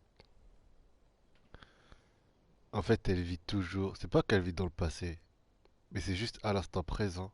C'est-à-dire que, là, à son âge, normalement, ça veut dire qu'Arlecchino aussi est petite. Donc là, en disant que mère, je sais pas qui, je sais pas quoi, Arlecchino, bah là, elle part de mère, et qui est Crucabena, je crois. Et qui est l'ancienne Arlecchino. Celle que, bah, Perver a tué, du coup, pendant le court-métrage. Vu que c'est la petite Clairvy. Donc là, elle part de la mère, pas father, et qui est Perver, et qui est Arlecchino de maintenant. Elle part de Arlecchino du passé, là. Elle est terrifiante. Elle fait semblant d'être une bonne mère. Parce que de base, il l'appelle mère. Parce que Arlecchino d'aujourd'hui, et qui est Perver, on l'appelle père. Justement parce que mère était un mauvais exemple. Elle voulait tellement pas ressembler à Crucabena que elle s'est appelée père. Elle a fait en sorte que tous ses enfants l'appellent père. Pour que, intérieurement, ce soit la meilleure mère au monde. Enfin, au monde, t'as compris. Donc là, elle ne parle pas de Perver. Elle parle de Crucabena, en fait. Parce que comme on la voit, là, Clairvy est petite. Normalement, elle n'est pas petite. Dans le court-métrage, elle est grande avec Arlecchino. Et malheureusement, ils se sont battus. Arlecchino qui parlait de... à l'époque, les enfants se battaient... et celui qui perdait, il perdait sa vie. Bah, c'est ce qui s'est passé avec Arlecchino. Enfin, avec Perver et Clairvy. Ils se sont battus. Perver a gagné contre Clairvy. Clairvy est morte des mains d'Arlecchino. Enfin, de Perver, t'as compris. Et après, c'est là où Perver est parti battre Mère. Et qui est Crucabena, et qui est l'ancienne Arlecchino. Donc là, elle parle de Crucabena. Qui d'ailleurs, je pense, j'espère qu'elle va le dire, je pense, que Crucabena était sa mère, sa vraie mère biologique. Et que Clairvy n'est pas une orpheline en fait. C'est la fille directe. Ça, je sais pas, mais elle se ressemble beaucoup trop en fait. Mais maintenant, le truc, c'est pourquoi elle est là, genre. Pourquoi elle est petite, pourquoi elle est de retour. Normalement, elle est morte, la Clairvy. Est-ce qu'elle a été réincarnée? Est-ce que c'est le fantôme de je sais pas qui, je sais pas quoi? Je sais pas. Harry. There's that name again. Also, Paimon's getting a strange feeling. It almost feels like she's not really here with us. Paimon can't tell if she's actually talking to us or if she's mistaken us for someone else. Well, in any case, it seems like she really needs someone to talk to. We should keep her company for a little longer. She looks so young, but it seems like she's been through a lot. It's getting windy. I should close the window. Ooh, look at the moon. Isn't it pretty? Hey, wanna hear a secret? I heard that if you look up at the night sky in Snezhnaya, you can see the aurora. It's supposed to be super pretty. Even prettier than the moon tonight. Perry and I promised each other that once we're older, we're gonna go see it together. But I can't find her. I'm worried she's also been... No, that wouldn't happen to her. She's special. Mother likes her a lot. We should really go talk to Mother, but we just fought. She doesn't want to see me, and I'm too scared to face her. What should I do?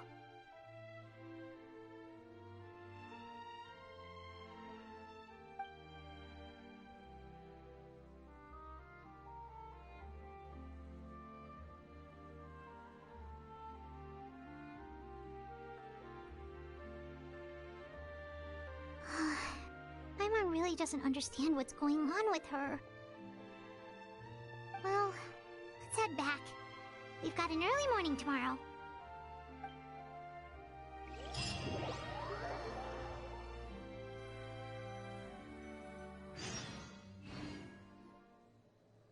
All right, looks like we're all here. Let's go ahead with the plan. C'est tellement intelligent de leur part d'avoir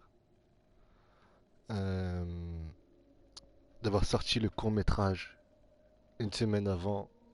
C'est tellement intelligent parce que ça te donne tellement de bases en fait dans la quête d'histoire. Oh là là, c'est tellement bien. C'est tellement bien, j'adore. Oh? What is it? What makes you ask that? Mais oh, il est... Attends, mais je dis pas que... Oh, c'est vrai que... J'ai fait tout ce monologue en croyant que Heather aussi allait comprendre, mais en fait non, là, il a pas compris. Qu'en fait, il parlait de Clocabena et pas Peruer. Oh non, ça va être frustrant. Donc là, je vais devoir attendre qu'ils comprennent. Putain. Well, we kinda ran into Clairview last night, and that's what she told us. We met the doctor back in Sumeru. He's super dangerous, and he's done all sorts of bad things. It's possible that Father and the Doctor have had certain dealings, but I don't think Father would work with him. Et en plus, mais oh, elle parlait de mère. Pourquoi tu dis pas mère Comme ça, il va comprendre. Peut-être Linné va comprendre. Et si elle n'a pas parlé de mère à ses enfants, ça va être intéressant. We're not really on the same side, so there's not a lot of trust between them. That doesn't exactly set the stage for a successful partnership. I did hear, though, that when Father first became a Harbinger, the Doctor offered to work with the House of the Hearth.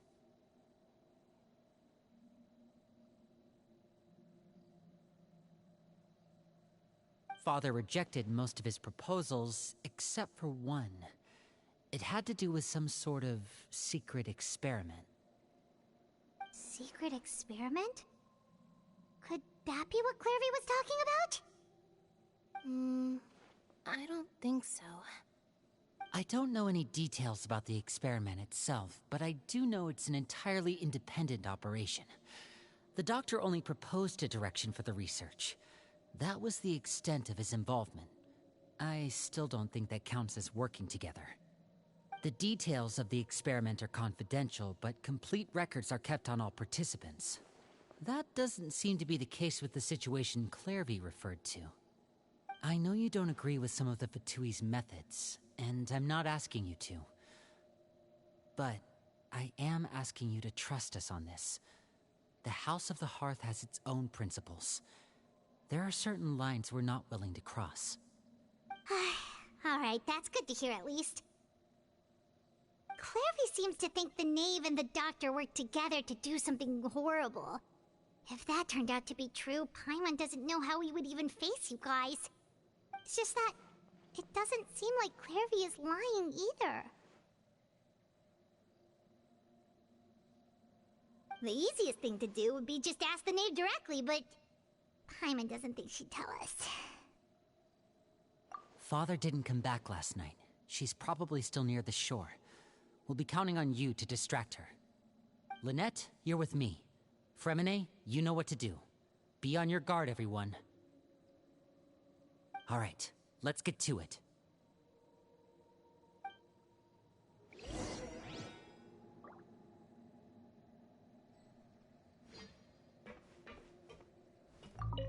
Where are we going today? Let's try somewhere further away this time.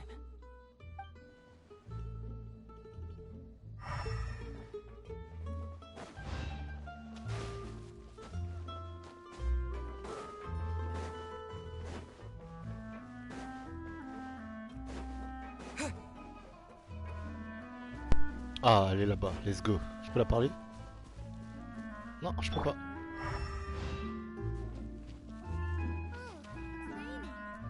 I should put my clothes away. Je vais ranger mon linge. Elle dit ça dans une grotte.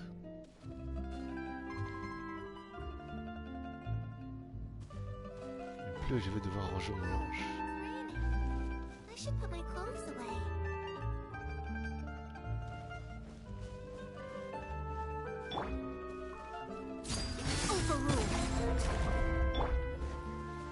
Pardon. Pardon.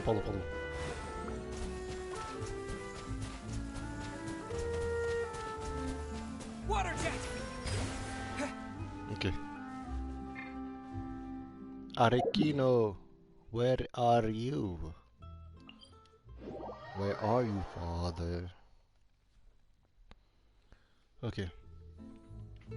Le fait que Ether n'a pas compris, ça me dérange un peu, je vais pas te mentir. Après, il a pas vu. Bon, bien sûr qu'il a pas vu le court-métrage, hein, normal. Mais bon. Rien que le fait que Clairvy a dit mère, normalement il doit poser à Linné la question pourquoi il appelle. Pourquoi elle l'appelle Arlecchino mère et pas père comme vous? Il aurait dû poser ça comme question. C'est dommage.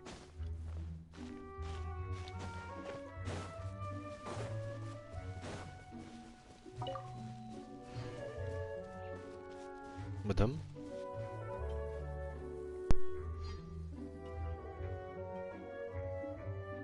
Ah, it's you two again. I must say, you look a bit pale. Did you have trouble sleeping last night? A little. Perhaps if you had less on your mind, you'd be able to absolve yourself of such troubles. So what are you planning to do now? Catch up on some sleep? Or should I give you some time to rack your brain for a topic to discuss before I ask any questions? Although I must profess to being curious. Without child here, how do you plan on distracting me? C'est moi ou il y avait... Est-ce que c'est moi ou il y avait un petit crépitement? Ou c'est juste moi et mon micro ou mon casque? Ça fait 2 fois là que ça le fait, le crépitement là. J'espère que c'est pas... C'est pas... En tout cas oui, Arlecchino... Comme j'ai dit, elle est intelligente. Bien sûr qu'elle le sait. Encore une fois, Paimon, bon, voilà quoi. Le docteur Talia n'est plus là. Écoute, moi j'aime bien le jambon beurre. Et toi t'aimes quoi, Arlecchino? Us? Distract you? A good one. But no, we were just here for a chat.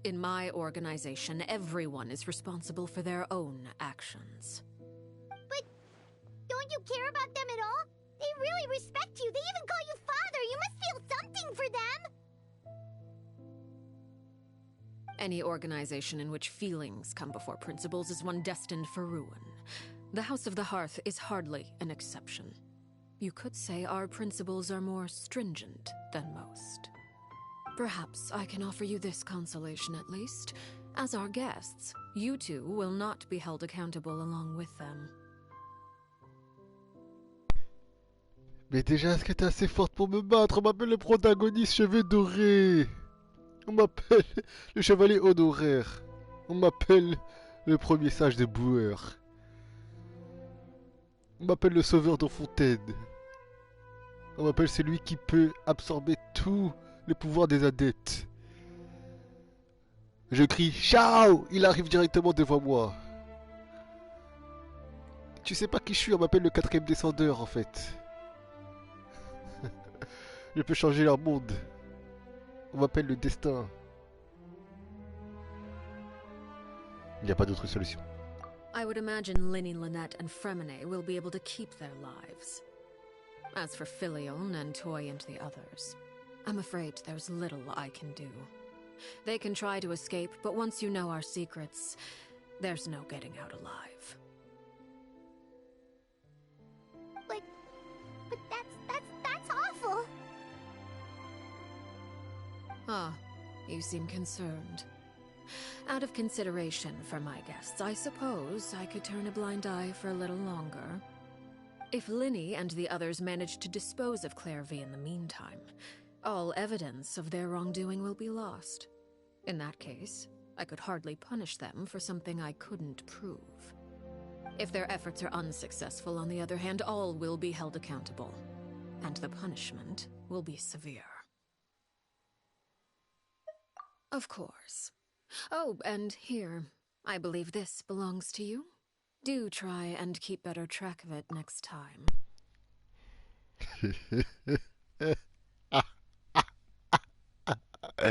C'était tellement obvious. C'est ce que j'ai dit en fait. Ils sous-estiment leur propre boss. C'est grave. C'est quand même grave de faire ça. C'est grave. C'est vraiment grave, genre. It takes a considerable amount of time to train a bird like this. It would be such a pity if you were to lose it. Permanently.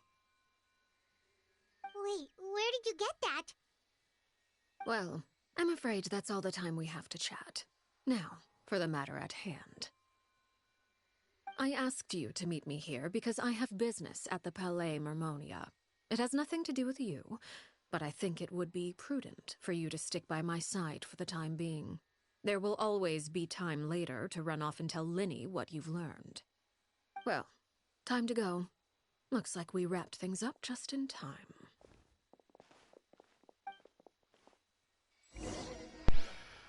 Ah là là, j'adore. J'adore cette femme. Elle est... Oh, oh. J'ai pas les mots. J'ai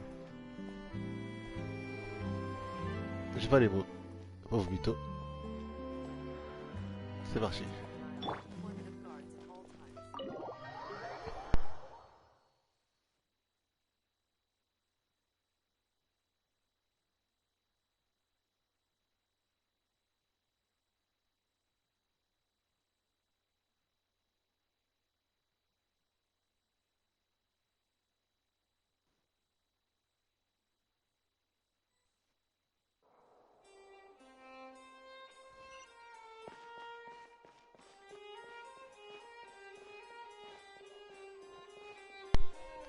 Monsieur de Villette, where are you?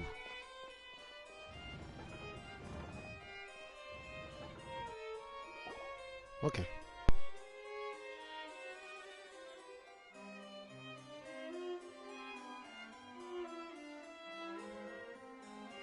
It's been a while, Monsieur Neuvillette. I must say, I wasn't expecting my meeting request to be approved quite so quickly. The Palais Mermonia operates with an efficiency worthy of admiration.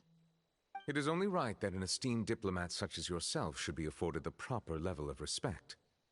Although, if I may speak plainly, I must confess that I did not anticipate we would have the occasion to meet again after presenting you with the Gnosis. I see you brought the Traveler and Paimon with you as well. If I may inquire as to the purpose of your visit. I'll be departing Fontaine shortly. There is, however, an outstanding matter that I would like to see resolved before I go. It requires a rather lengthy explanation, I'm afraid. So I took the liberty of explaining everything in this proposal. Please review it at your leisure, Monsieur Neuvillette.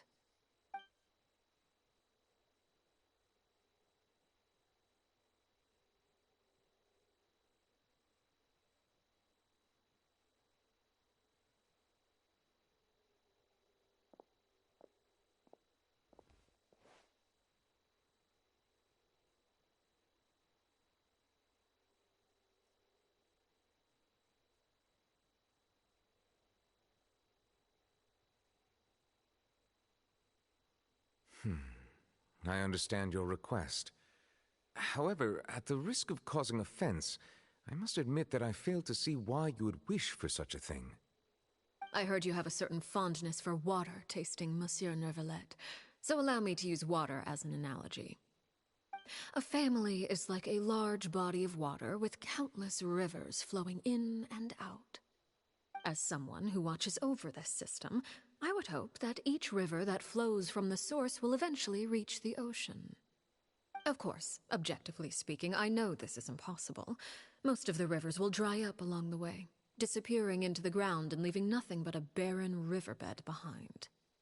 Not all rivers are destined to reach the ocean, but I would not see their existence rendered meaningless.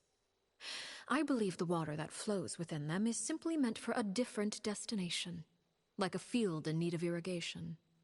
Or perhaps the glass of a certain water-tasting enthusiast. Did you get any of that, Traveler? Pas trop, non, je vais pas te mentir. Your words paint an optimistic picture indeed. Allow me to remind you, however, few among us are willing to sip from a glass filled with tainted water. It may have been tainted at one point in time, but not to worry. I'll make sure it's strained of all impurities and returned to its cleanest form.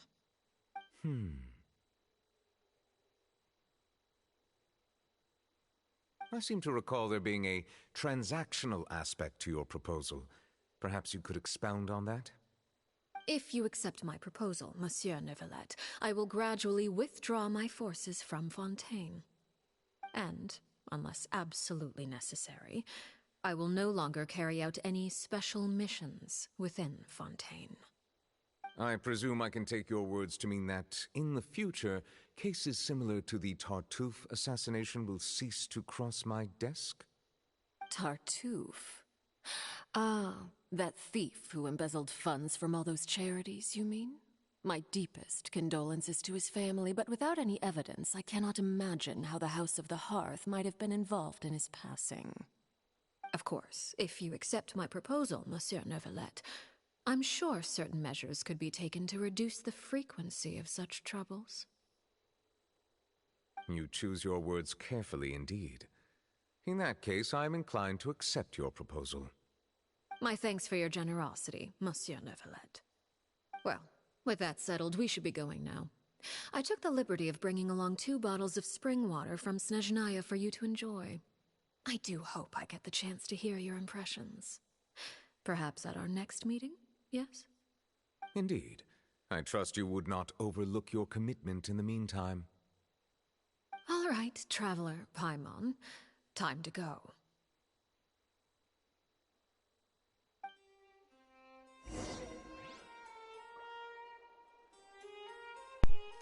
Quelle discussion de grosses têtes. Alors, qu'est-ce que t'as à dire? Comment est l'eau? Quel... Pardon, je suis obligé de le dire. Quel goût a l'eau d'Arlecchino, monsieur? I believe I've told you before that my emotions easily resonate with those of others.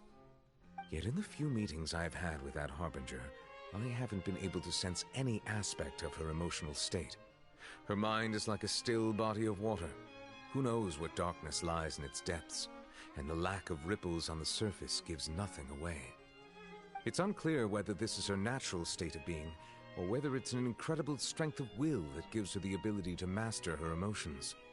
Either scenario, however, suggests she is a very dangerous individual. I do not expect an explanation as to why you two are by her side. Whatever your reasoning, I would only advise you to take caution. Yes, mister.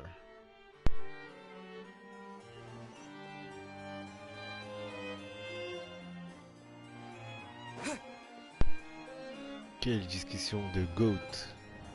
Exactement. Arlecchino elle fait très très peur. Cette femme-là.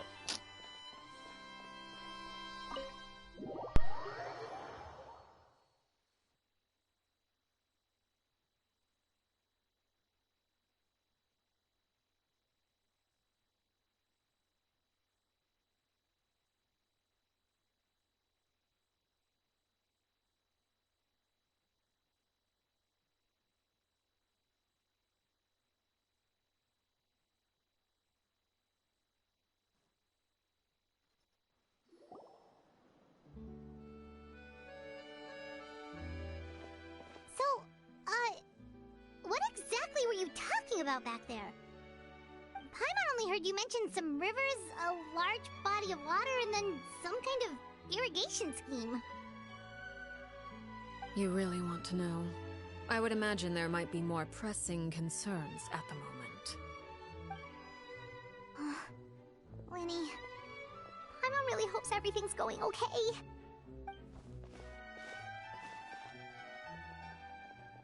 Oh, Paimon recognizes that look.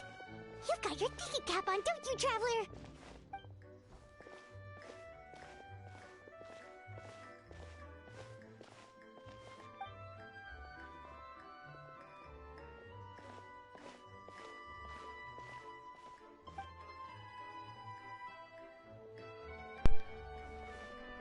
J'aime bien. Pendant notre conversation, le palais mémorial a parlé de Clairvy. C'est elle qu'il s'agit depuis le début, oui. Peut-être qu'elle a deviné les actions de l'île. J'aime bien quand le perso principal il utilise son cerveau. Voilà. Merci. Il s'en fout de tout ce qui est autour. Ah. Mais. Oh, shoot. Are you alright? Oh, jeez. I'm so sorry. I was so focused on selling these papers, I wasn't looking where I was going. Allez, c'est quoi les papiers? Allez, dis-moi. Well, let me make it up to you at least. Here, take this paper. On the house.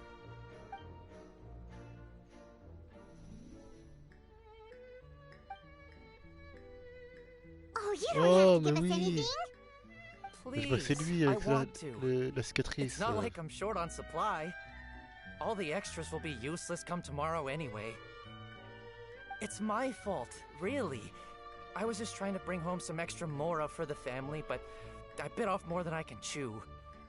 I haven't had many takers today, so I'm still swimming in papers. What's going on here? Nothing much. I just ran into your friend here on accident. I should probably get going, actually, so... Et il fuit. Hold on. Oh non. Of course, I'm happy to compensate you with mora, it's just... I don't have any on me at the moment. I'll take 3 papers. Here. Your payment. Oh! Thank you for your patronage. May the Archons bless you with good fortune. If only I had the chance to run into such generous customers every day. I should probably just take on a smaller inventory though, right? I'm getting married soon, so sometimes it's hard to not get ahead of myself. Anyway, I should head out. Goodbye! Il a dit ça devant elle. Il vient de dire ah oui je dois me marier donc ça veut dire je ferai plus partie de la famille donc ouais je vais vous trahir en fait donc ouais au revoir. Oh non. Well, now that my affairs are settled, we should take the boat back to Poisson. We've even acquired some light reading to enjoy along the way. Ok. Actually, why don't we stick around for a little longer? Pareil, elle le savait ça aussi.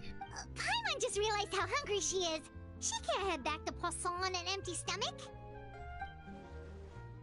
Paimon essaye de nous faire gagner du temps. Sinon, rentrons maintenant, je doute que Lini et les autres auront du temps de faire quoi que ce soit. It appears you two are under the impression that delaying our return will somehow alter the situation in your favor. I'm sorry to ruin your fantasy, but your efforts are meaningless. That being said, I could be persuaded to give Linny some extra time. I just have one condition. If you agree to my request, I'll even answer some of your questions. You're quite curious about Clairvy, are you not? And my relationship to her. Ah là là, elle sait comment parler. Elle sait comment échanger, elle sait comment négocier. Putain, elle est trop... Elle est dangereuse, Wait, why are you being so generous all of a sudden? You're not gonna ask us to do something bad, are you?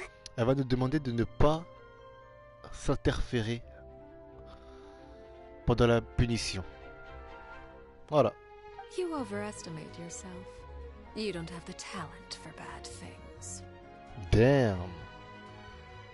Calme-toi, Arlecchino. N'oublie pas que je suis le protagoniste, ok? Then what can you possibly... The most important consideration in a negotiation is that both sides receive something they want. Demands and threats only get you so far.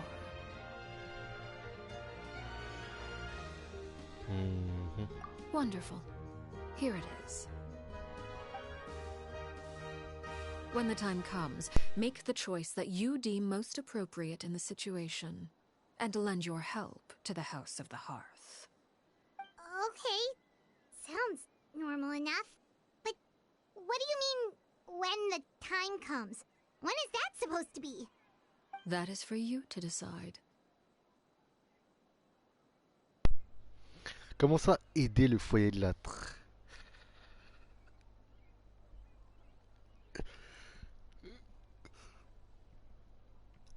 Comment ça? Comment ça, ma Russe? Aider le foyer de l'âtre. Ça, c'est ça qui m'interpelle, moi. Then we have a deal. Follow me.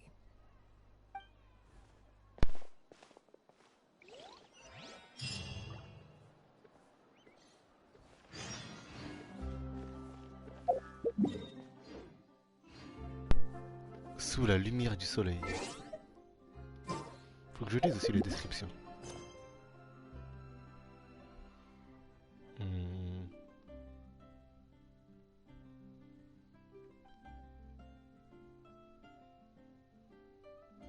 Sous la lumière du soleil. Intéressant tout ça. Bien évidemment. Et oui. Cette fameux endroit. Oui, cet endroit. Cette fameux endroit. Oui. Je reconnais ça. Je reconnais cet endroit. Je reconnais. Elle a monté en l'air que le cabane. Je reconnais cet endroit. Oui. Oh là là là là là là.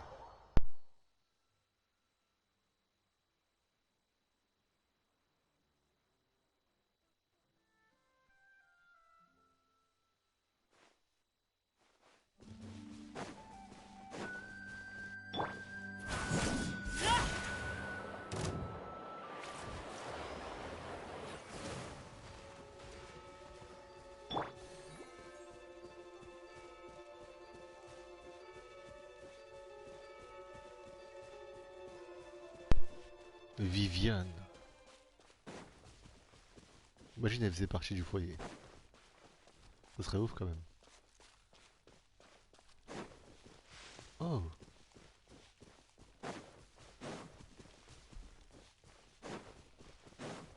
Oh là là, on va y aller.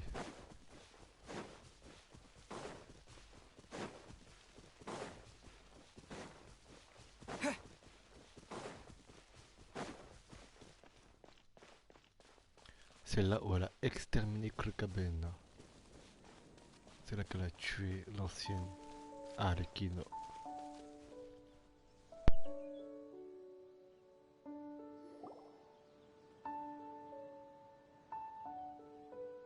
What is this place? Somewhere long forgotten by everyone. It used to be a grand building. Now it's nothing more than a pile of rubble. No one comes here anymore, nor does anyone care about what once happened here. Although, this place does have something to do with the story I'm about to tell you. It was before I became a Harbinger, and before Linny and the others joined the House of the Hearth. Due to certain events, I first killed Clairvy and then her mother. And this is where it all happened. You were the one that killed Clairvy? Patience now. Allow me to explain Clairvy's side of the story first. I'll start from the beginning. Clairvy was 6 years old when she was brought by her mother, Crucibina, to live in the House of the Hearth. From the outside, it seemed like a fairy tale. A thriving family made up of kind adults and friendly children.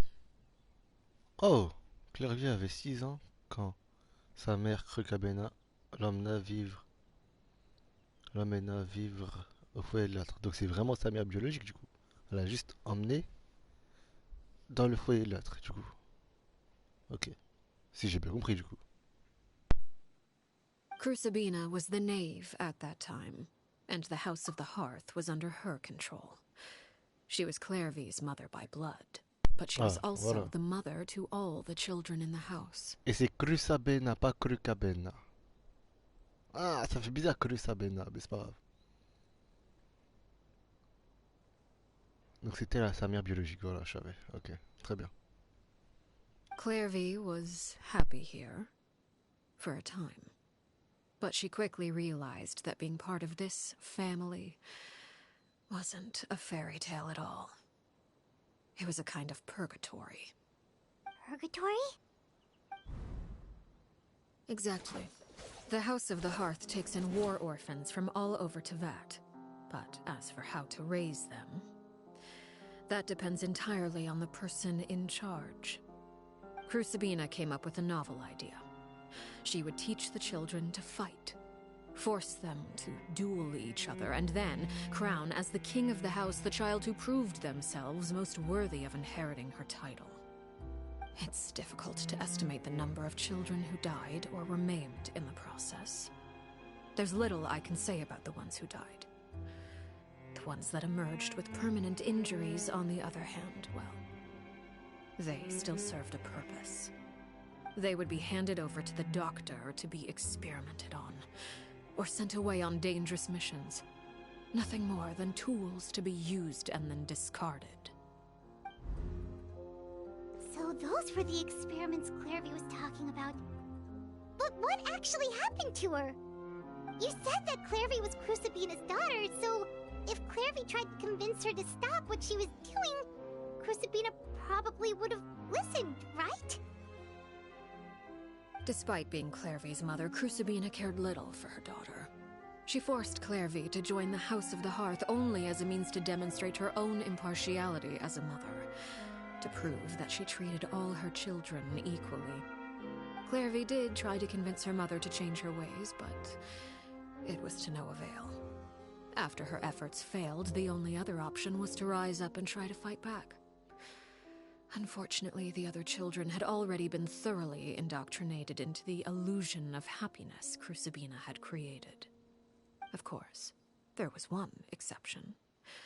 Someone Clairvy's age who knew the truth about the House of the Hearth.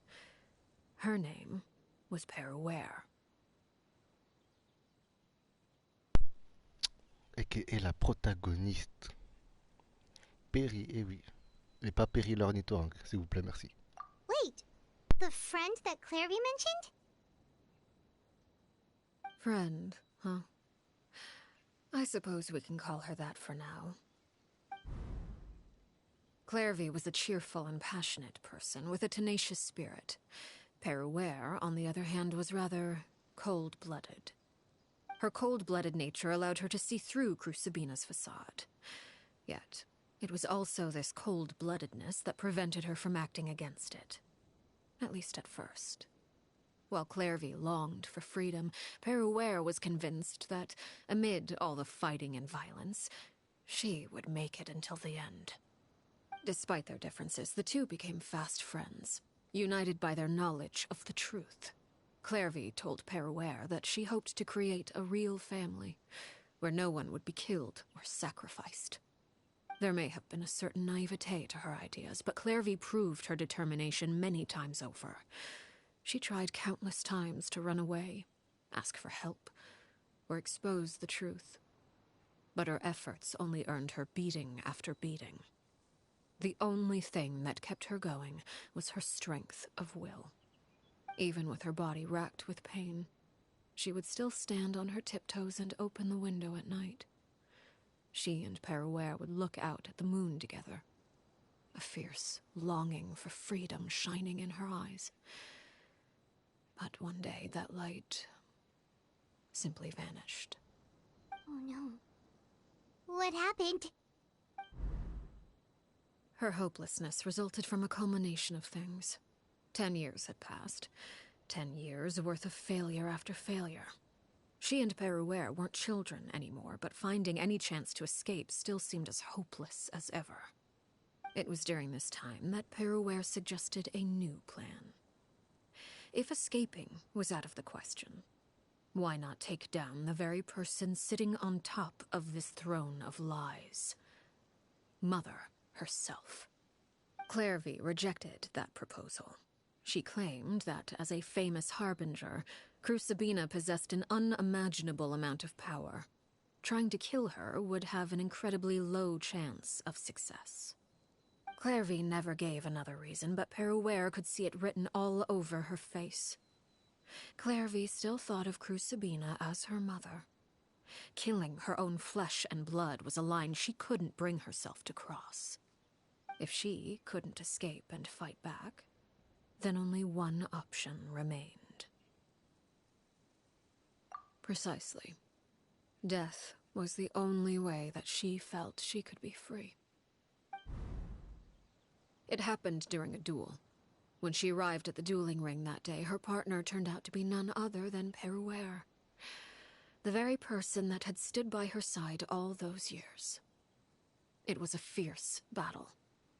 But ultimately, Clairvy decided to let Peruere end her life. From that moment on, Peruere's journey was one written in flames. When the rain finally came and washed it all away, there she stood, the sole victor in Mother's endless game of slaughter. A trail of corpses strewn across her path to success. It was the very result she had predicted 10 years prior. Even then, she believed she would make it until the end. She wasn't surprised by the fact that she emerged as Mother's undisputed heir. Rather, her success left her with an inexplicable sense of restlessness. She was unsettled, and there was only one thing that could quell that sensation. Perhaps you two would like to take a guess as to what it was? Crucibina, you mean? But... Correct. This is the place where Peruere killed her best friend. A mere year later, this is also the place where she fought tooth and nail to kill the mother they shared. The moment she acted, any conception of what was right or wrong ceased to matter. It's one of the principles of the house. Only those who survive get to write the rules. Peruere won the battle, and became a harbinger herself. After which Her Majesty, the Tsaritsa, bestowed upon her a new name. Arlecchino. So the Perry Clairvy was talking about... It was you all along. You're Peruere. Arlecchino is just a name you got later. I left that name behind long ago. I must say, hearing it now, does bring back memories. After I defeated Crucibina, the moniker of Mother died with her. I chose to forego the title she called herself and even chose to give up my own name. I rebuilt the House of the Hearth under a new identity. Not only as Arlecchino, but as father. And that is where the story ends. Any more questions? Yeah. Based on what you just told us, Clairvy wasn't a little kid when she was killed. So the Clairvy we met... Was she really a spirit at all? I suppose you could call her an illusion born of flame. Her existence is like ashes to a fire. Something left over in the wake of blaze and ruin. You see, a certain power runs through my veins. It's not unlike a curse. My flames leave behind shadows of anything they consume.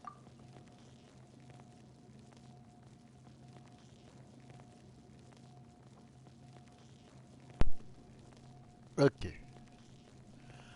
Un certain pouvoir semblable à une malédiction coule dans mes veines.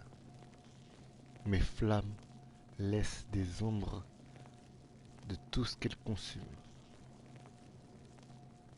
Ok. Of course.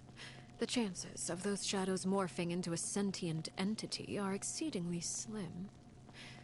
Clairvy is a very special case. Clairvy died when she was 16 years old, but what emerged from the flames was her 6-year-old self. Her appearance wasn't the only thing affected. Most of her memories were lost to the blaze as well.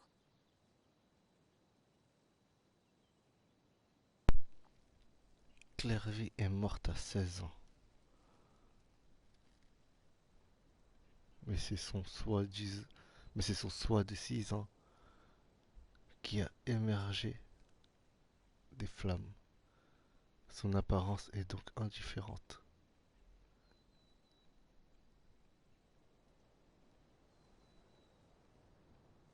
Son apparence est donc différente, oui, plutôt. Mais la plupart des souvenirs ont aussi été perdus dans le feu.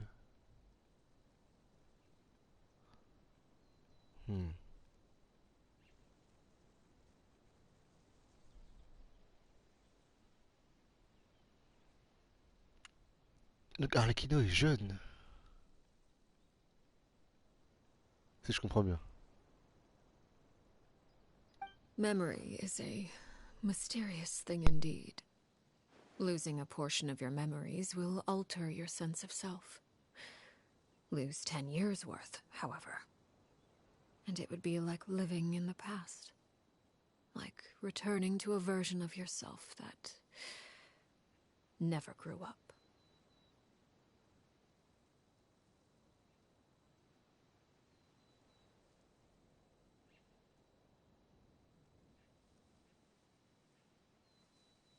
No wonder Paimon got such a weird feeling when we were talking to her. Perhaps I should put it this way. Clairvy is someone trapped in time. It may seem like she exists with us in the present, but she truly lives in the confines of her own past. So if all of that is true, then you must have known about Clairvy for a long time. Indeed. She's a rather volatile and unstable entity. Sometimes she would look after the children. She's even saved some of their lives. But other times, she would hide from me and become obsessed with revealing the truth about the house to anyone who will listen. Shadows don't have the capacity to learn or grow. Any new information they encounter is quickly forgotten over time. Your attempts to expose Clairvy to sunlight. They failed, yes? The reason is actually quite simple. In Clairvy's mind, the house is impossible to escape, and it is this very perception that traps her there. But no matter. All I have to do is kill her again, and all will be resolved. I don't anticipate so much as a single speck of ash will be left behind this time. might want her gone, but isn't there another way? So what if she's trapped in her 6-year-old self? She's still your friend! At least talk to her first!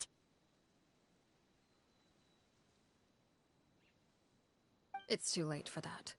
She broke the rules, and now she must be punished. That goes for Filial and Nentoy as well.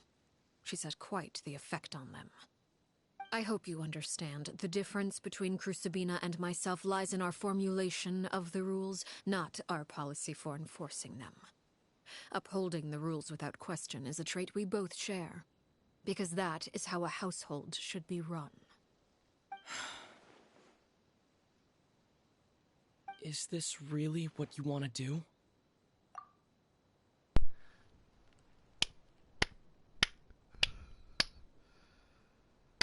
Yes. J'applaudis, il a été payé, Zach Aguilar. Yes. Il a été payé pour dire 2 phrases. 2 mots, pardon. Let's go. Le chèque. Le chèque. Le chèque. Le chèque. Whatever could you mean? Don't you want to say a proper goodbye at least?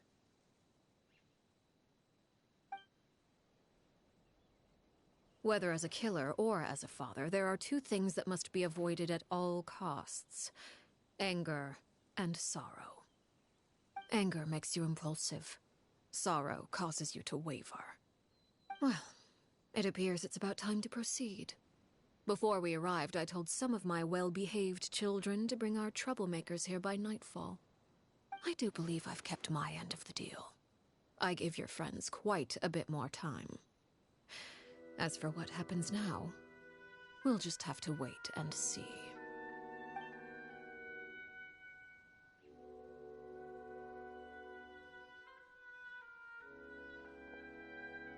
Here they are, Father. You gonna execute him? Seeing something like that would actually be a first for me. Lenny! I'm sorry. I heard about how you helped buy us more time. But I still failed. I couldn't find a way to fulfill her wish. Huh? Are you... Perry? Indeed, it's been a while, Clairvy. Perry! Shh. Stay right there. I'm sorry to postpone our reunion, but first I believe certain scores need settling.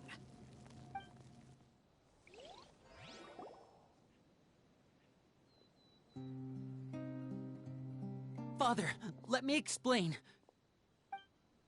Out of my way. Father! You chose to conceal a threat to the house, and for that, you must be punished. Overall, however, I suppose your wrongdoing is hardly the most egregious of the bunch, so I'll deal with your punishments later. As for right now, the more pressing concerns are the traitors among us. By traitors? Do you mean us? Father, let me explain. We didn't mean to... Fultz, why don't you share what you heard? Yes, Father. Secret Midnight Meeting number 3. Participants: Filial, Nantoy, Sato, Toddy. Nantoy clearly said, "If only Father wasn't the one who took us in." Sato added, "I'm sick of this life. I just want to live as a normal person." Filial was the worst of them all. She called us crazies and said a bunch of mean things about Father.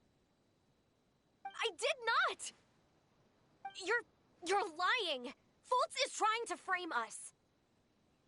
It's not like I'm the only one who heard those things. After that, you and Toddy and a bunch of other people started talking about Clairvy. You were using all those things Clairvy brought up as an excuse to question Father. We're birds locked in a cage. The only way out is to destroy it. That's what you said, wasn't it? You little... You just want me gone, don't you? What did I ever do to you, huh? And you, Sheplo, have you forgotten who stood by your sickbed, watched over you, and changed your dressings? Come on, Let's hear it then! What's your reason for all this?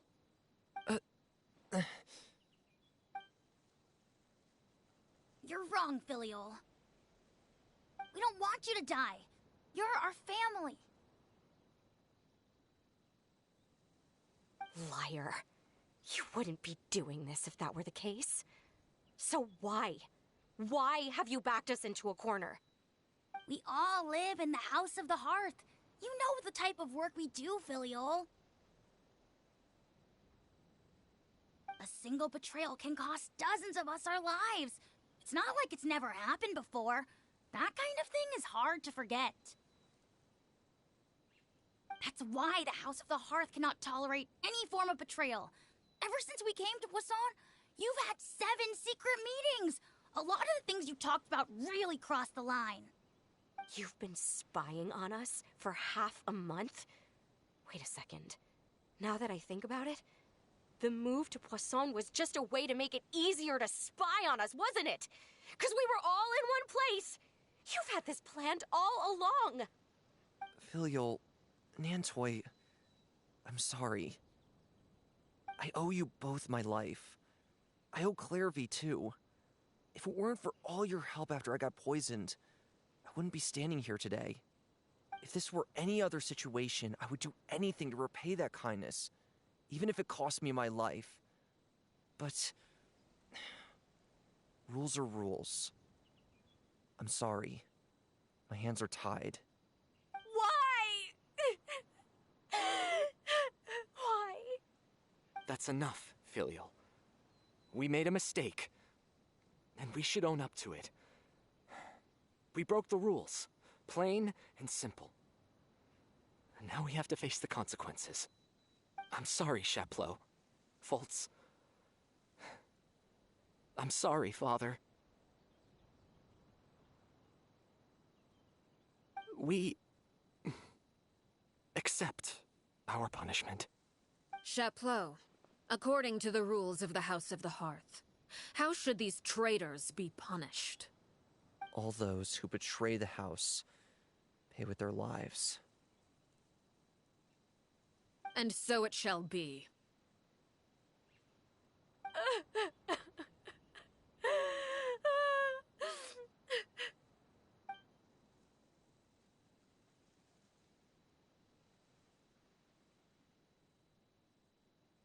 Father, please wait! Something you want to say, Linny? Please reconsider, Father. What Filiol and the others did, does it really count as betrayal? We all come from broken families. From the very first day we joined the House of the Hearth, we wanted nothing more than to make it a real home. But the truth is, none of us know what a real home should look like. I'm not saying I have all the answers. All I know is this. Killing Filiol and the others may uphold the rules, but doing so will only bring us further away from being a real family than we've ever been. So please, Father, please reconsider. I agree with Linny. Father, please. Linny, you...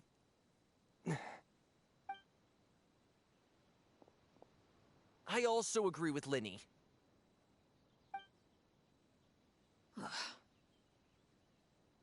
An order once given cannot be rescinded. However, given the extent of your determination, I suppose we shall have to go about this a different way. Draw your weapons and face me. Our weapons?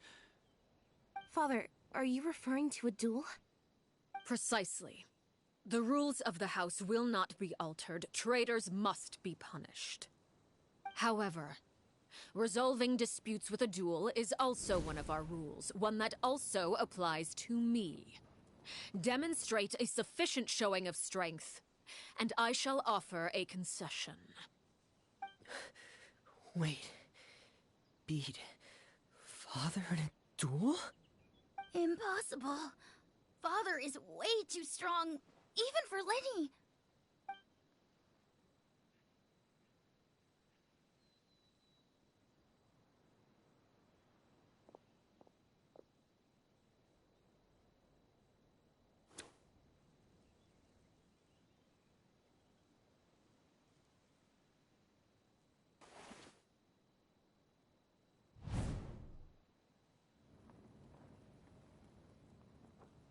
Did you hear that, Traveler? Letting the others have to duel the knave. What should we do? Can they really win something like that? If they lose, those people from the house are really gonna be executed. Hey, are you listening?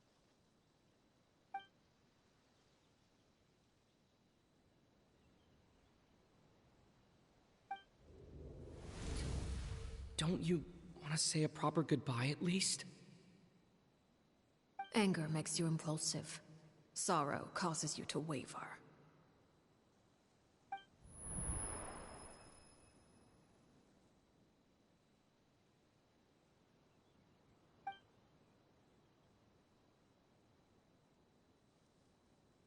Oh. Looking at that expression on her face, she seems really serious about this. Guess that means there's no chance she's throwing the duel on purpose, huh?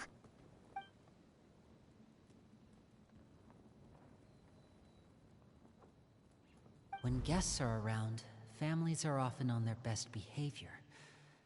And any disputes are less likely to escalate. When the time comes, make the choice that you deem most appropriate in the situation, and lend your help to the House of the Hearth. What's wrong, Traveler? Hey, where are you going?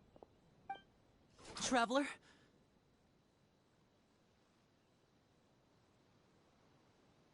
Yes, sir. Je veux savoir aussi. Je veux tâter. Je veux tâter aussi, oh. Voilà. J'aimerais voir personnellement l'étendue du talent de la 4e exécutrice des Fatui. You're asking to join the duel against the knave? Can I? I'll allow it. We do have a Yes. ready-made dueling ring at our disposal, after all. Yes. All I would advise is this. Keep a firm grasp on your weapon, and give it your all. Any less, and you may just lose your life. Ok.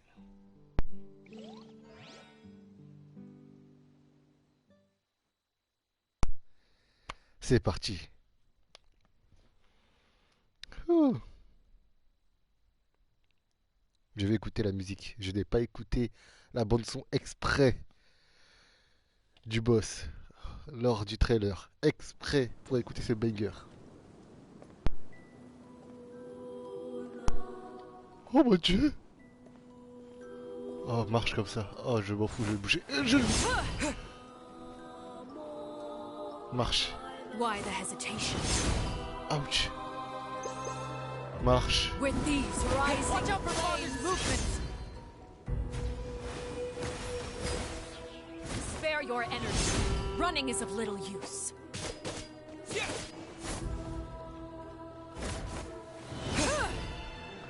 Water jet! Bombs away! What pitiful attacks. Over here! I thought I taught you better. Go!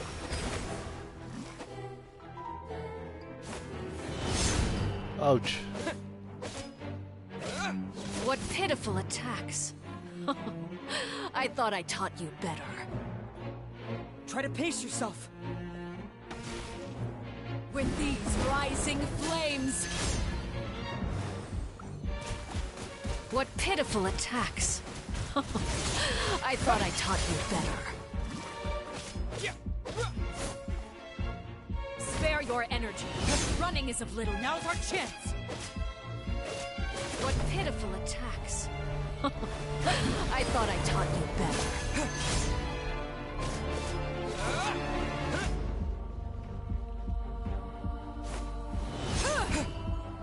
Je commence à comprendre. La musique est magnifique. Over here! Marche. Your energy. Running is of little use. Oh mon dieu. With these rising flames. Water jet! Yeah! What pitiful attacks. I thought I taught you better. Look out! Ouch. Go! Ouh. With the fall Ouh. of darkness, Oh, on la trappe, destruction on la shall trappe. rise. On la trappe. Ok. Have a taste of purgatory.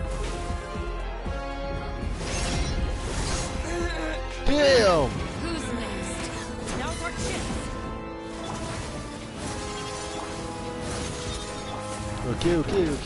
Getting here.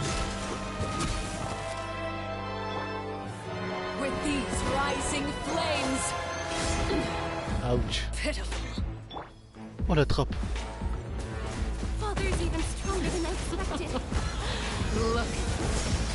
Trapped like a bunch of helpless animals.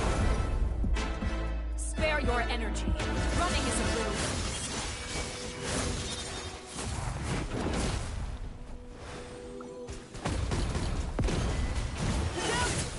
Les mêmes erreurs. Ouch. Damn.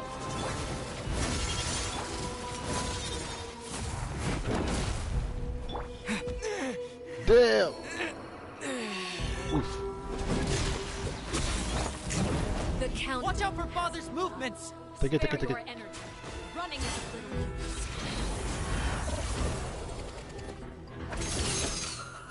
Oh mon dieu. With Oh, these wow. rising flames. Getting here. I can take Oh it. wow. Damn. Spare your Over energy. here. Running is a little. Over here. Be amazing.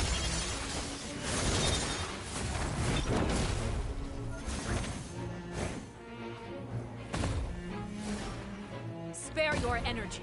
Running is Damn. of little use. Elle est minimisée à ça aussi. Look out!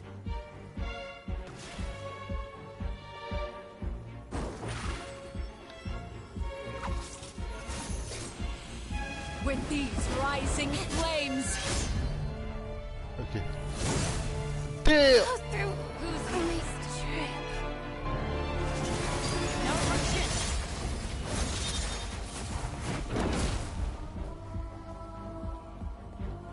Spare your energy. Running is of little use. Water jet!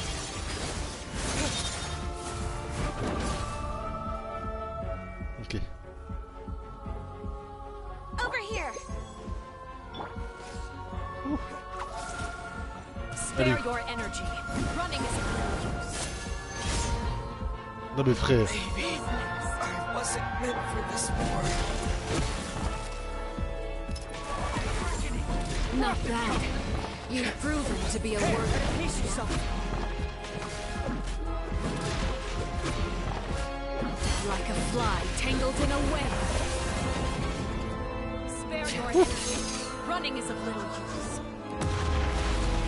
With these rising flames. There! Now's our chance! Ok. Oh wow.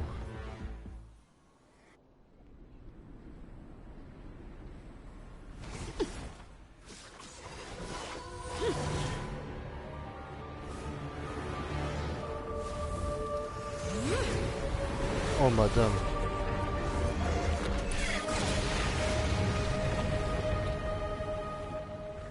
Oh madame. Oh madame. Oh là là là là là là là là, madame.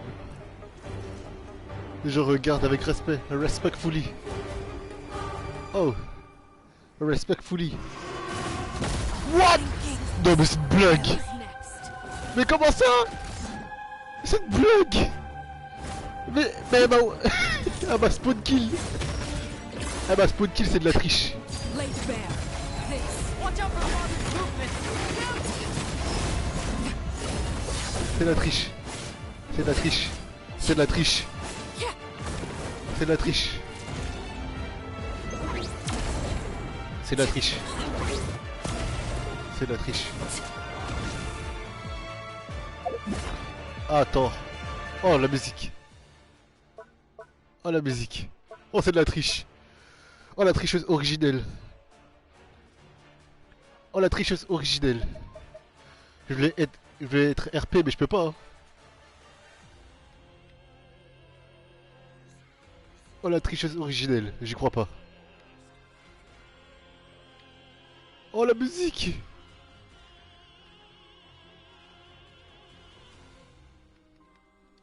Oh là là là là. Now's our chance.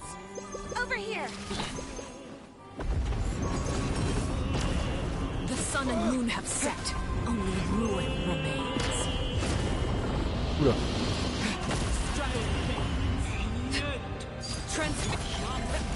Water jet!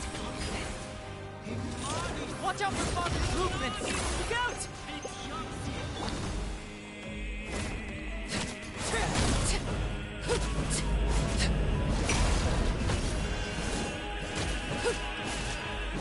Your punishment made manifest. Now's our chance! Over here! Oh mon dieu. Overruled! Oh la musique. Everlasting as the moon. Oh la musique. Oh la musique. Oh là là là là là là.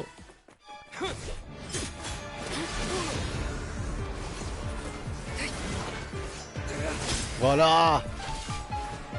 C'est quoi l'épée qu'il a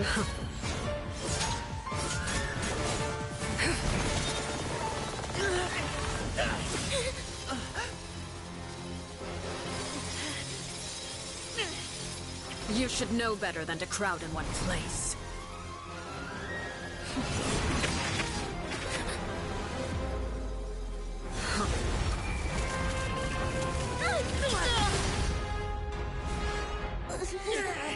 Oh, I know. No! I'm sorry, Father!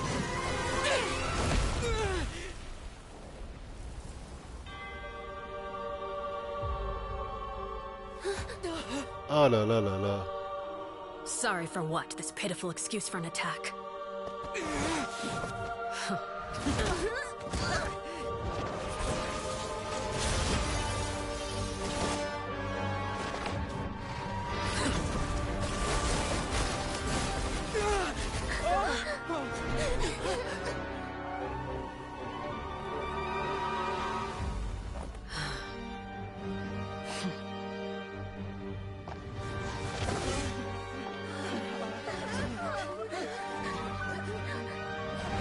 Father, no!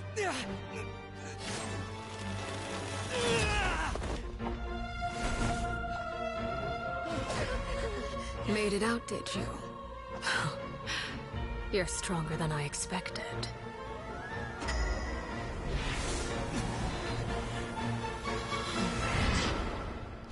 C'est quoi ce acquis des rois? A crimson moon? I can't move.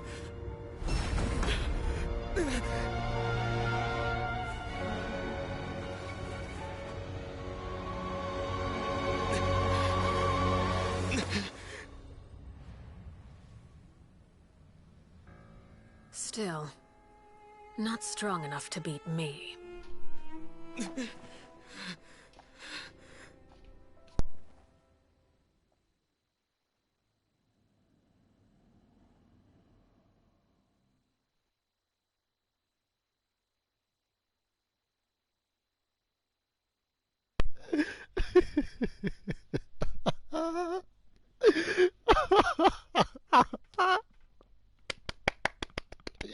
C'était exceptionnel.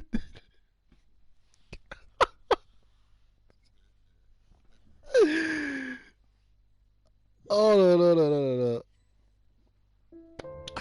Yes.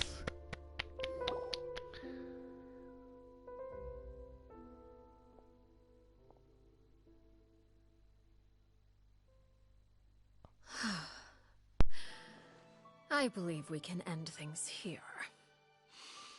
It's not often that we get to enjoy the company of guests, after all. We wouldn't want things to get too out of hand. Brother, are you all right? Lenny.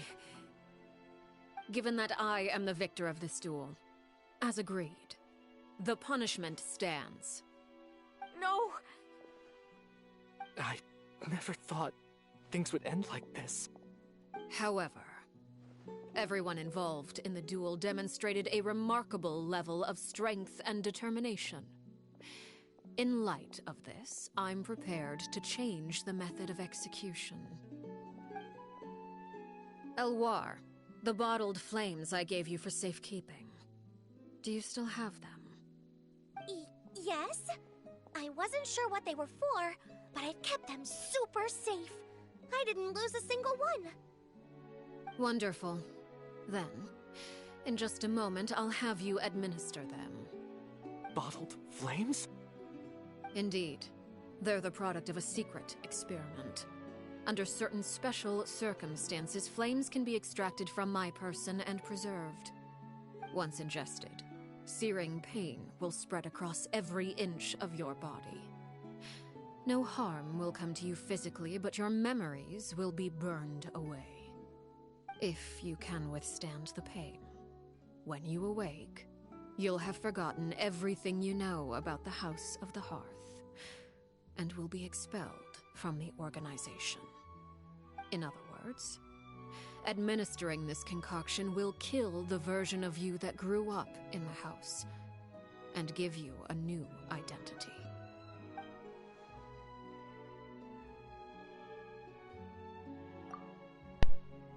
Oui. C'était horaire, oui. Yes. Memory is a mysterious thing indeed. Losing a portion of your memories will alter your sense of self.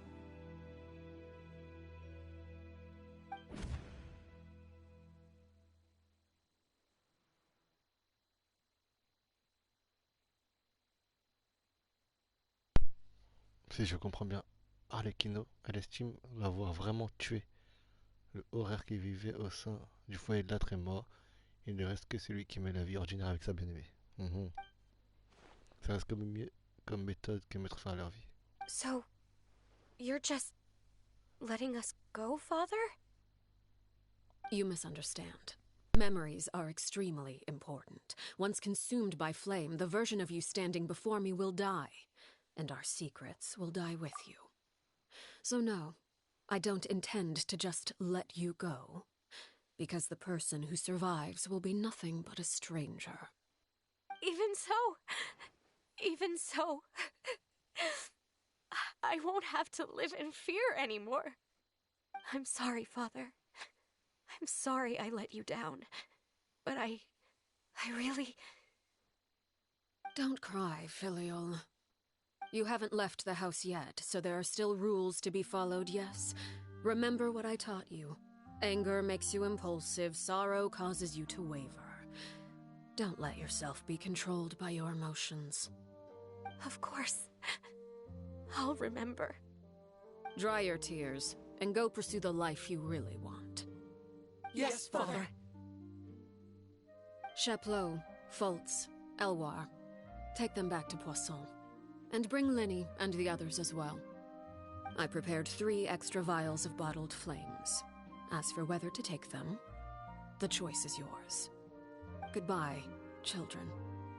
The next time we meet, I will no longer be your father. Thank you for all you've done for the house. I hope you have bright futures ahead of you.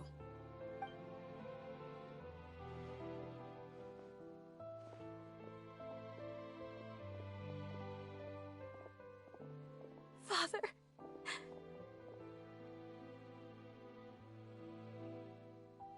Let's go.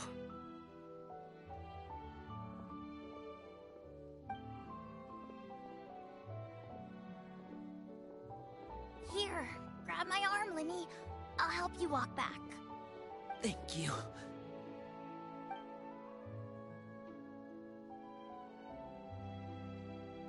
Claire V.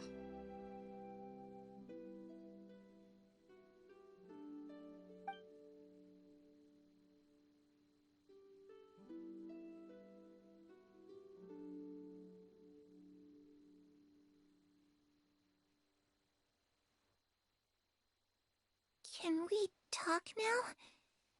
I've been waiting for a super long time. You really are Perry, aren't you? I haven't seen you in so long. How come you're all grown up? Wait, did I somehow travel to the future on accident? Or am I dreaming? What a long dream. Neither. You died, Clairvy. That's what happened. You could have at least sugarcoated it a little. Look, she's done speechless.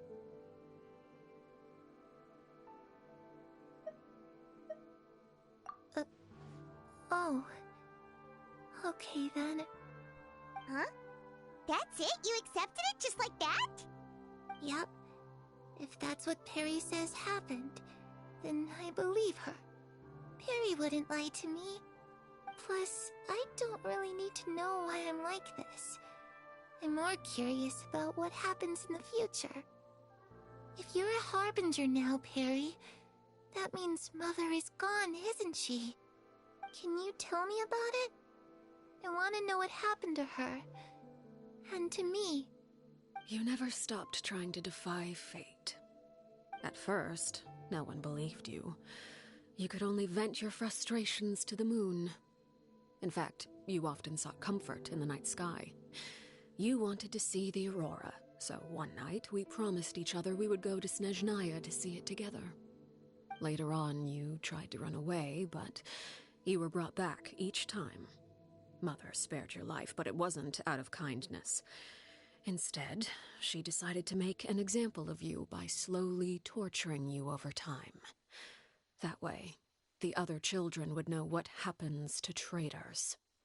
Still, you never gave up. Mother hoped that through ruthless duel after ruthless duel, she would be able to crown an ultimate victor among the children she raised. But you called on everyone to unite, to fight to a draw in order to reduce casualties. Your efforts may have only delayed the inevitable, but still. You gave them hope. You tried everything you could think of, but every attempt ended in failure. Still, you never turned your sword on Crucibina, and you never turned it on me. On that gloomy day, you told me, "For the last 16 years of my life, I've done everything I can to fight for freedom. But now, I realize that the only freedom I truly possess is the freedom to choose to die." I never imagined I would say something like that. I must have been feeling really worn down. But somehow, I still think I understand. According to Mother's plan, only one of us was going to make it until the end. And I always hoped that person would be you. If I could do it all over again, I still don't think I would make a different choice. Even when I first met you, I knew you'd be able to do what I couldn't. Is that so? Even now, I'm not sure I truly understand what kind of freedom you were trying to pursue. But as the head of the House of the Hearth, and as the children's father, I've tried to give them the most basic of freedoms. The freedom to choose their own fate. It's something I discussed with the Eudex of Fontaine. The children who want to leave the house will have their memories wiped clean of all secrets pertaining to the organization. In return, they will be allowed to live a normal life in Fontaine without being prosecuted for their past. Of course, I won't simply hand freedom to them on a silver platter. They have to fight for it and prove themselves worthy of it. Only freedom that is earned has true value. That's more than enough. That's exactly the kind of life I was fighting for. You know, Perry, I think you're a pretty amazing king, and a really great father, too. I'm really happy that you're the one who took over the house. I guess I do have one regret, though. I still haven't seen the outside world. Well, it just so happens that our dear guests over here have been to many nations and traveled to countless places. Perhaps they would be willing to tell you what the outside world is like. Really? Of course! We've traveled all over the place. We've got so many stories, we could probably talk your ears off for 3 days straight!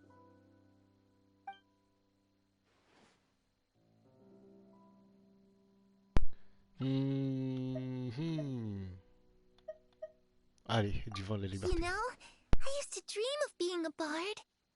playing the lute while singing into the winds of freedom? Even if there was no one there to listen, I would have continued to sing no matter what.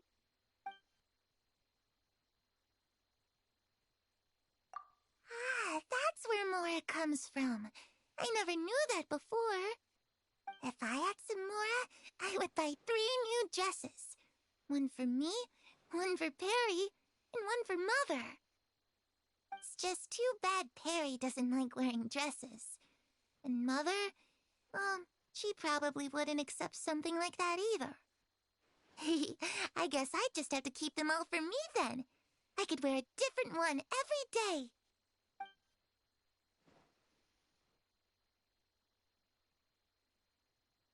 Those yokai you mentioned, what do they look like? I once saw a drawing of this one guy with horns on his head and a super scary face. Are there any yokai like that? Oh, sounds like you're talking about an Oni. Yep, we've met one, and let Paimon tell you, they're not nearly as scary as they look. I was always too afraid to skip Mother's fighting lessons. But at the academia, I bet you could do all sorts of secret things in class. Things that have nothing to do with studying. I'm just kidding. Being able to study whatever you want without having to fear for your life actually sounds pretty great.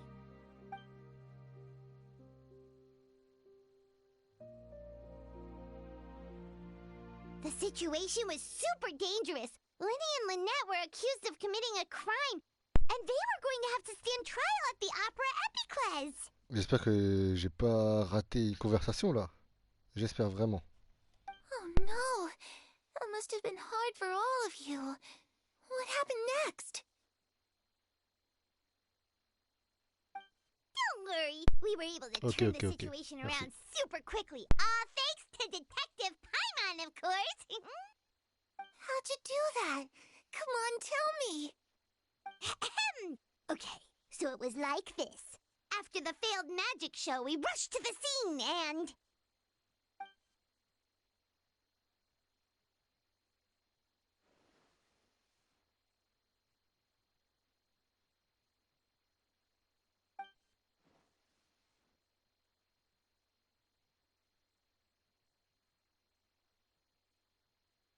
Shadows don't have the capacity to learn or grow.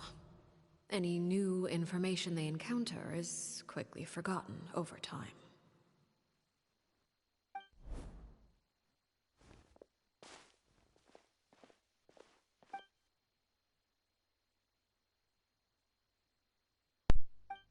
Mm-hmm.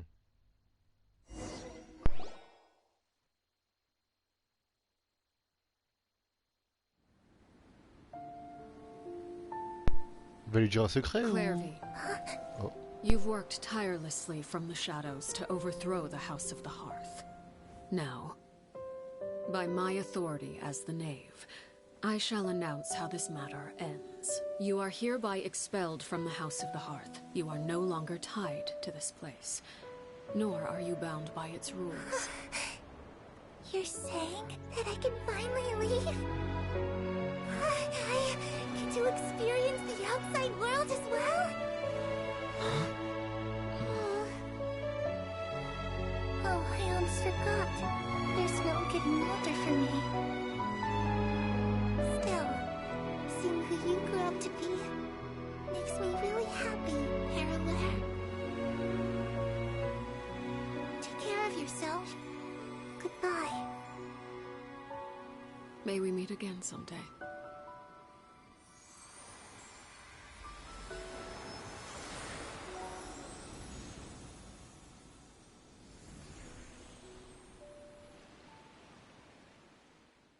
Clairvy. She left so soon. Paimon didn't even get to finish her story. I also have certain sentiments left unsaid. I wanted to tell her that the aurora I saw in Snezhnaya was just as beautiful as the ones in the pictures. But a shadow's memories reset at dawn. Had we delayed any longer, we wouldn't have had the time to say goodbye. Whatever regrets may linger, let them be lost to the coming of a new day. Father? It's Linny! Hey, Linny!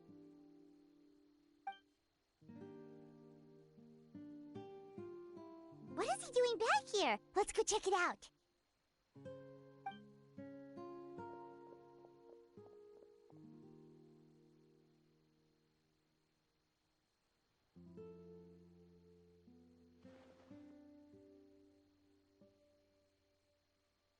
Father, the bottled flames have been administered. Filio and the others have left the house. And you? What have you decided? Thank you for giving us that choice, Father. But we never wanted to leave the house. It's the only home we've ever known. Lynette and Fremine feel the same way. They're recuperating back at the Hotel Bouffe d'été. But I decided to come back and tell you where we stood. I'm sure you're well aware of the expectations I have for you. I want you to follow in my footsteps and become the next king of the house. Yet you seem to have different ideas. I must admit, I'm rather surprised by your decision to stay. There's nothing wrong with choosing to live a quiet life. Leading this organization is a heavy responsibility, one not so easily carried by someone forced onto the throne. I just never understood what you saw in me. What made you believe I was deserving of that throne? You're brave, talented, and, most importantly, you cherish your family. You would do anything to protect them, even if it costs you your life.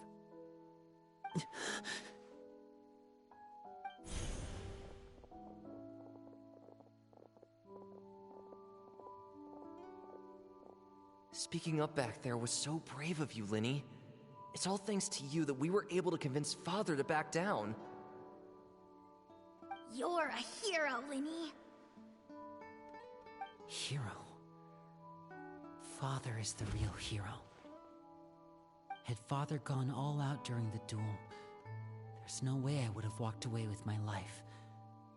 She must have had it all planned from the beginning, from the very moment she suggested a duel.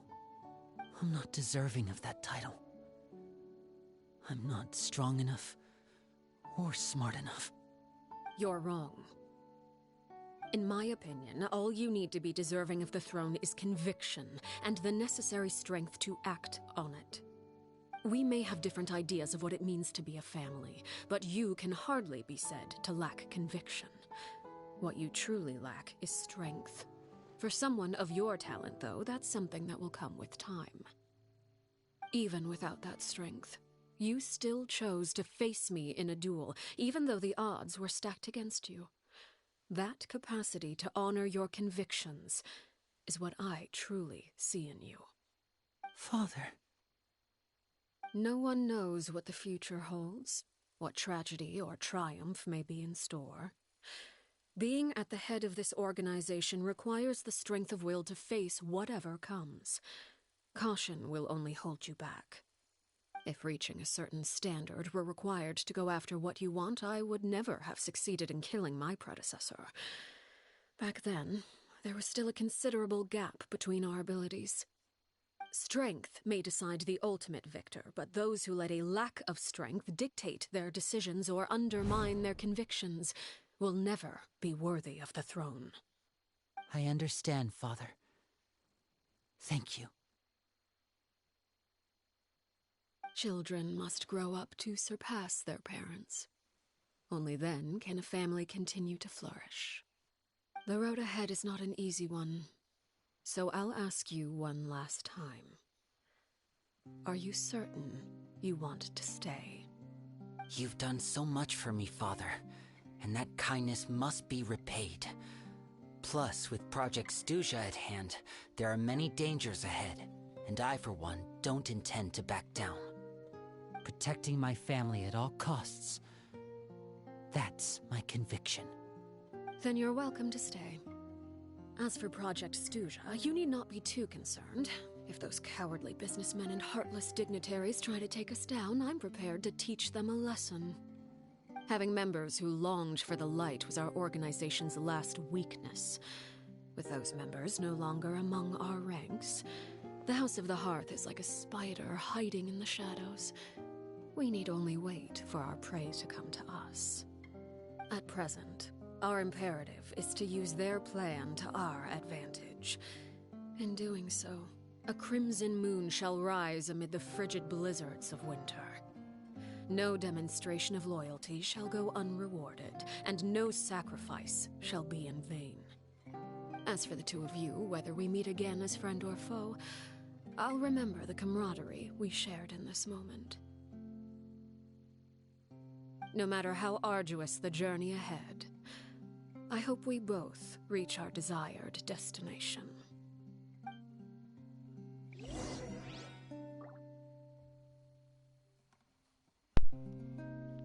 Oh là là là là là là.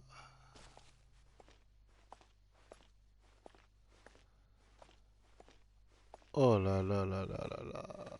Mais quelle quête incroyable. Quel personnage incroyable. Et qu'est-ce qu'ils sont intelligents de mettre l'inné en plus.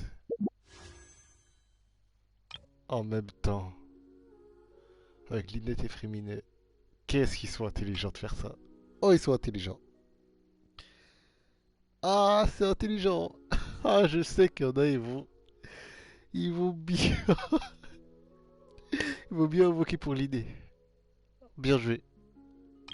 C'est intelligent de leur part. Allez, assieds-toi sur ton trône. Voilà.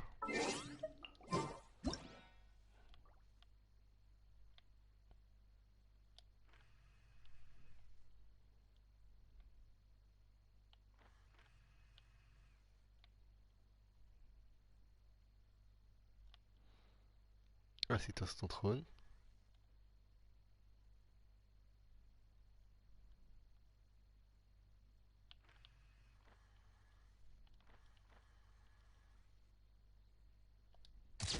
Voilà.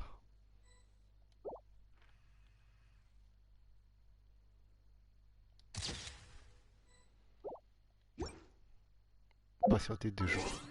On va patienter 2 jours.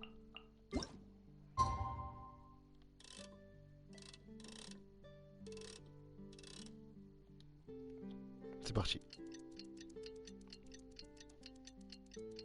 Et c'est là où elle a décidé de faire son exécution. Là où elle a tué son ami et la mère. Putain.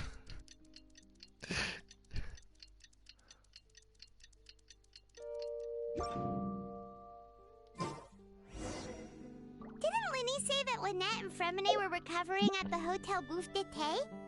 Oh, Paimon wonders how they're doing. Maybe we should go check on them. C'est parti. Madame, je vous respecte très très fort. Respectfully.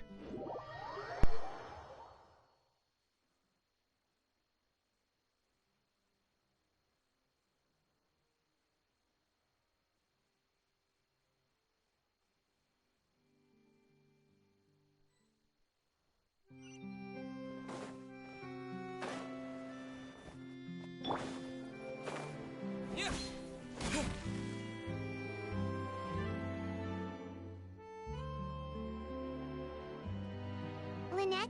Fremine? How are you feeling? Much better. Whew, what a relief! What about you? Are you feeling alright?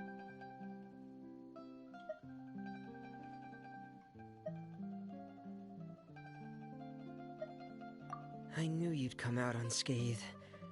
Us, on the other hand, well, we've been bedridden for 2 days. I couldn't even turn over. Oh, and I wanted to ask, is Clairvy gone? Linny and the other members have left Poisson and returned to the House of the Hearth. According to him, there haven't been any more sightings of a spirit roaming the house. I see.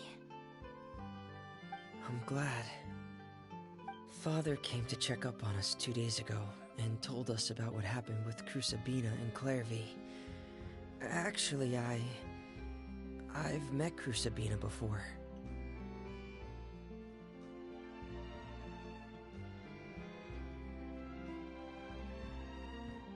Wait, what? You've met the former knave? Crusabina died a year after Clairvy. It was during the year between their deaths that I joined the House of the Hearth.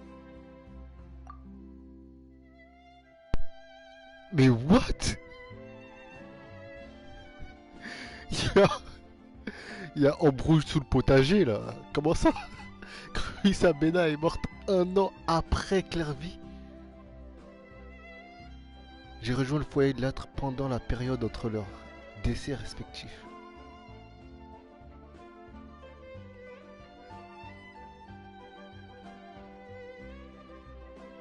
Donc elle est hyper jeune, Arlecchino.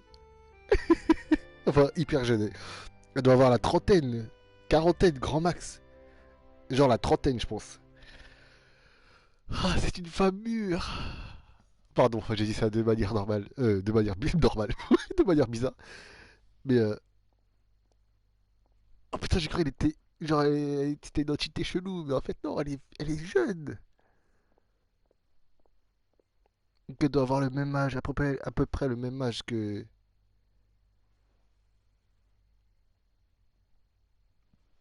Clairvy, Peruer. Donc elle doit avoir la trentaine là. Crusabina est morte. Crusabina plutôt est morte 1 an après Clairvy. J'ai rejoint le foyer de l'âtre pendant la période entre leurs décès respectifs. Mais comment c'est possible? Il a quel âge? Il est vieux à quel...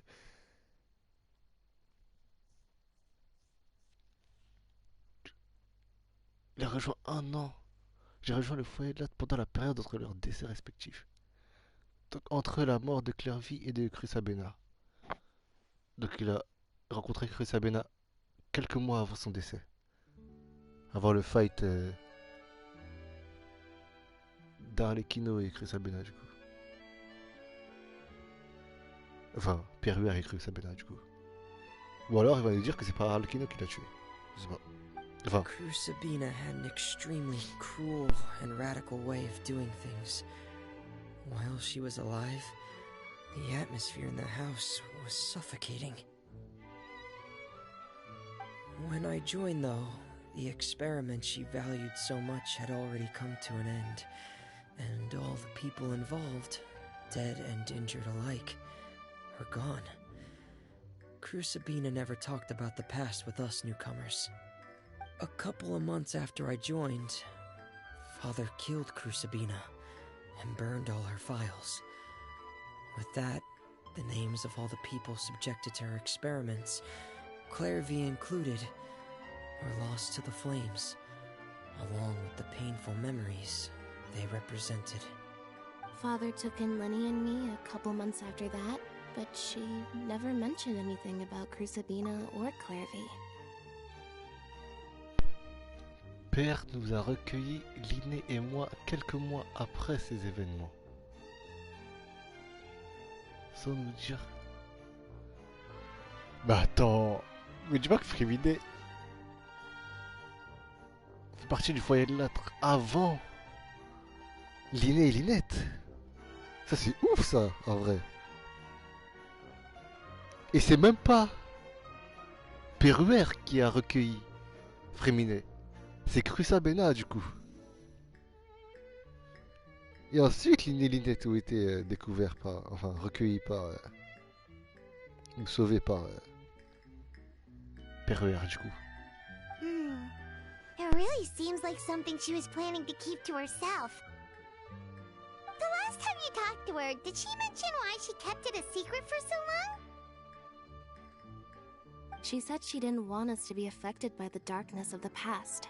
She was worried we'd develop a false sense of gratitude towards her if we knew about it. The foundation of a family should be free of any corrupting influence. Whatever happened in the past, it has nothing to do with who we are now. And that's what Father told us in the end. But I still thanked her for everything.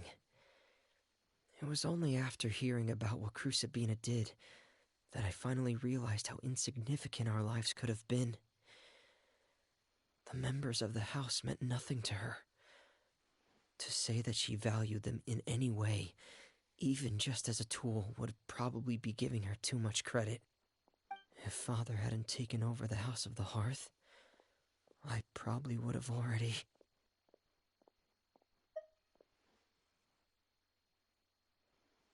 Father rarely brings up the fact that she saved us. She doesn't believe that being indebted to her should be what ties us together. But even if we didn't owe her anything, we would still choose to stay. Because this is our home. We may have arguments or times when we feel wronged. Some people may even choose to leave. But as long as Father is here, we will always have a home. Whether the path before us is bathed in sunlight or shrouded in shadow, we'll follow Father wherever she chooses to go. So I wanted to say thank you for helping us make it through this crisis. Without your help, we could have lost a lot more along the way. Oh, we didn't do anything, really. Of course. You're welcome anytime. Are Filial and Nantoy okay? I actually saw them at a cafe this morning. They didn't recognize me. From what I could tell, they were drinking coffee and talking about one of the operas that started running recently. They seemed happy. If I had to take a guess, I would say they finally found the kind of life they always wished for.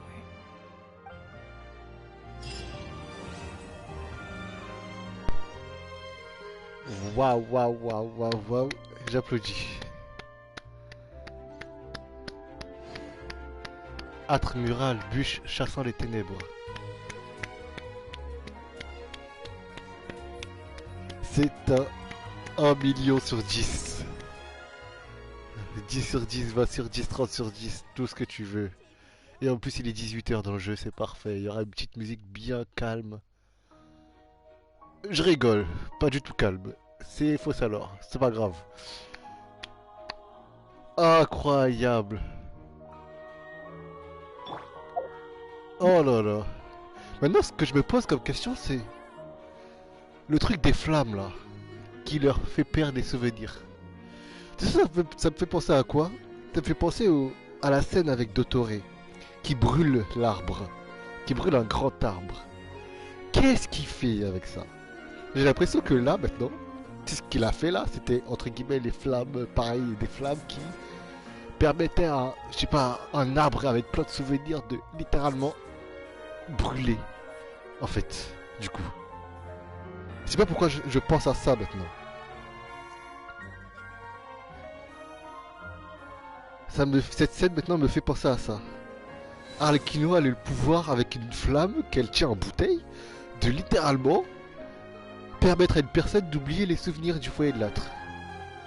Ah, tu veux partir de la famille? Et ben comme punition, tu vas prendre ces flammes. Hop là, tu vas les mettre en toi.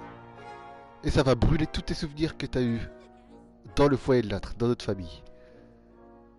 Et si tu es assez fort, hop, t'as résisté.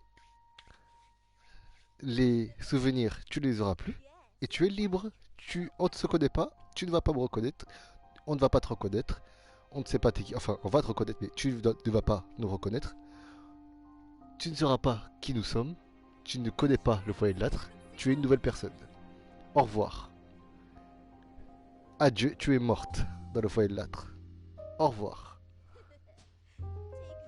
Et là, ce genre de flamme.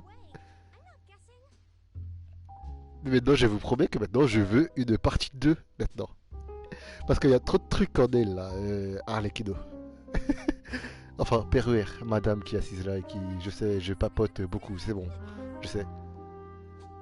Mais c'est trop, j'adore. Déjà, elle a sûrement la trentaine maintenant, Arlecchino. Donc elle est assez jeune. Je crois qu'elle avait 400 ans, je sais pas quoi, non.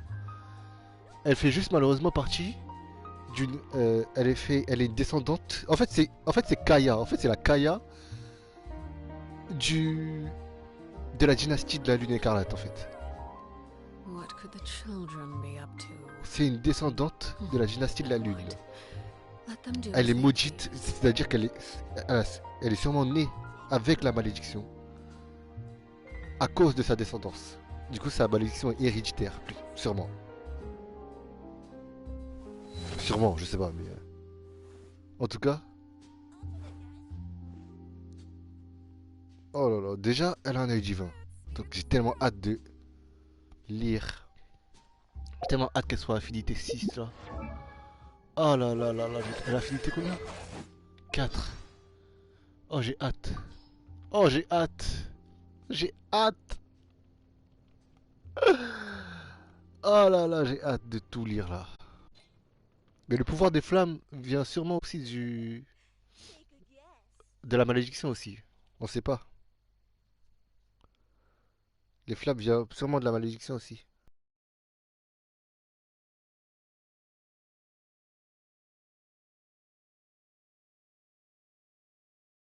Cette femme est incroyable, son lore est incroyable. Merci à toutes et à tous. J'attends une partie 2 avec impatience, hein, bien évidemment. Et ouais, il y aura une partie 2.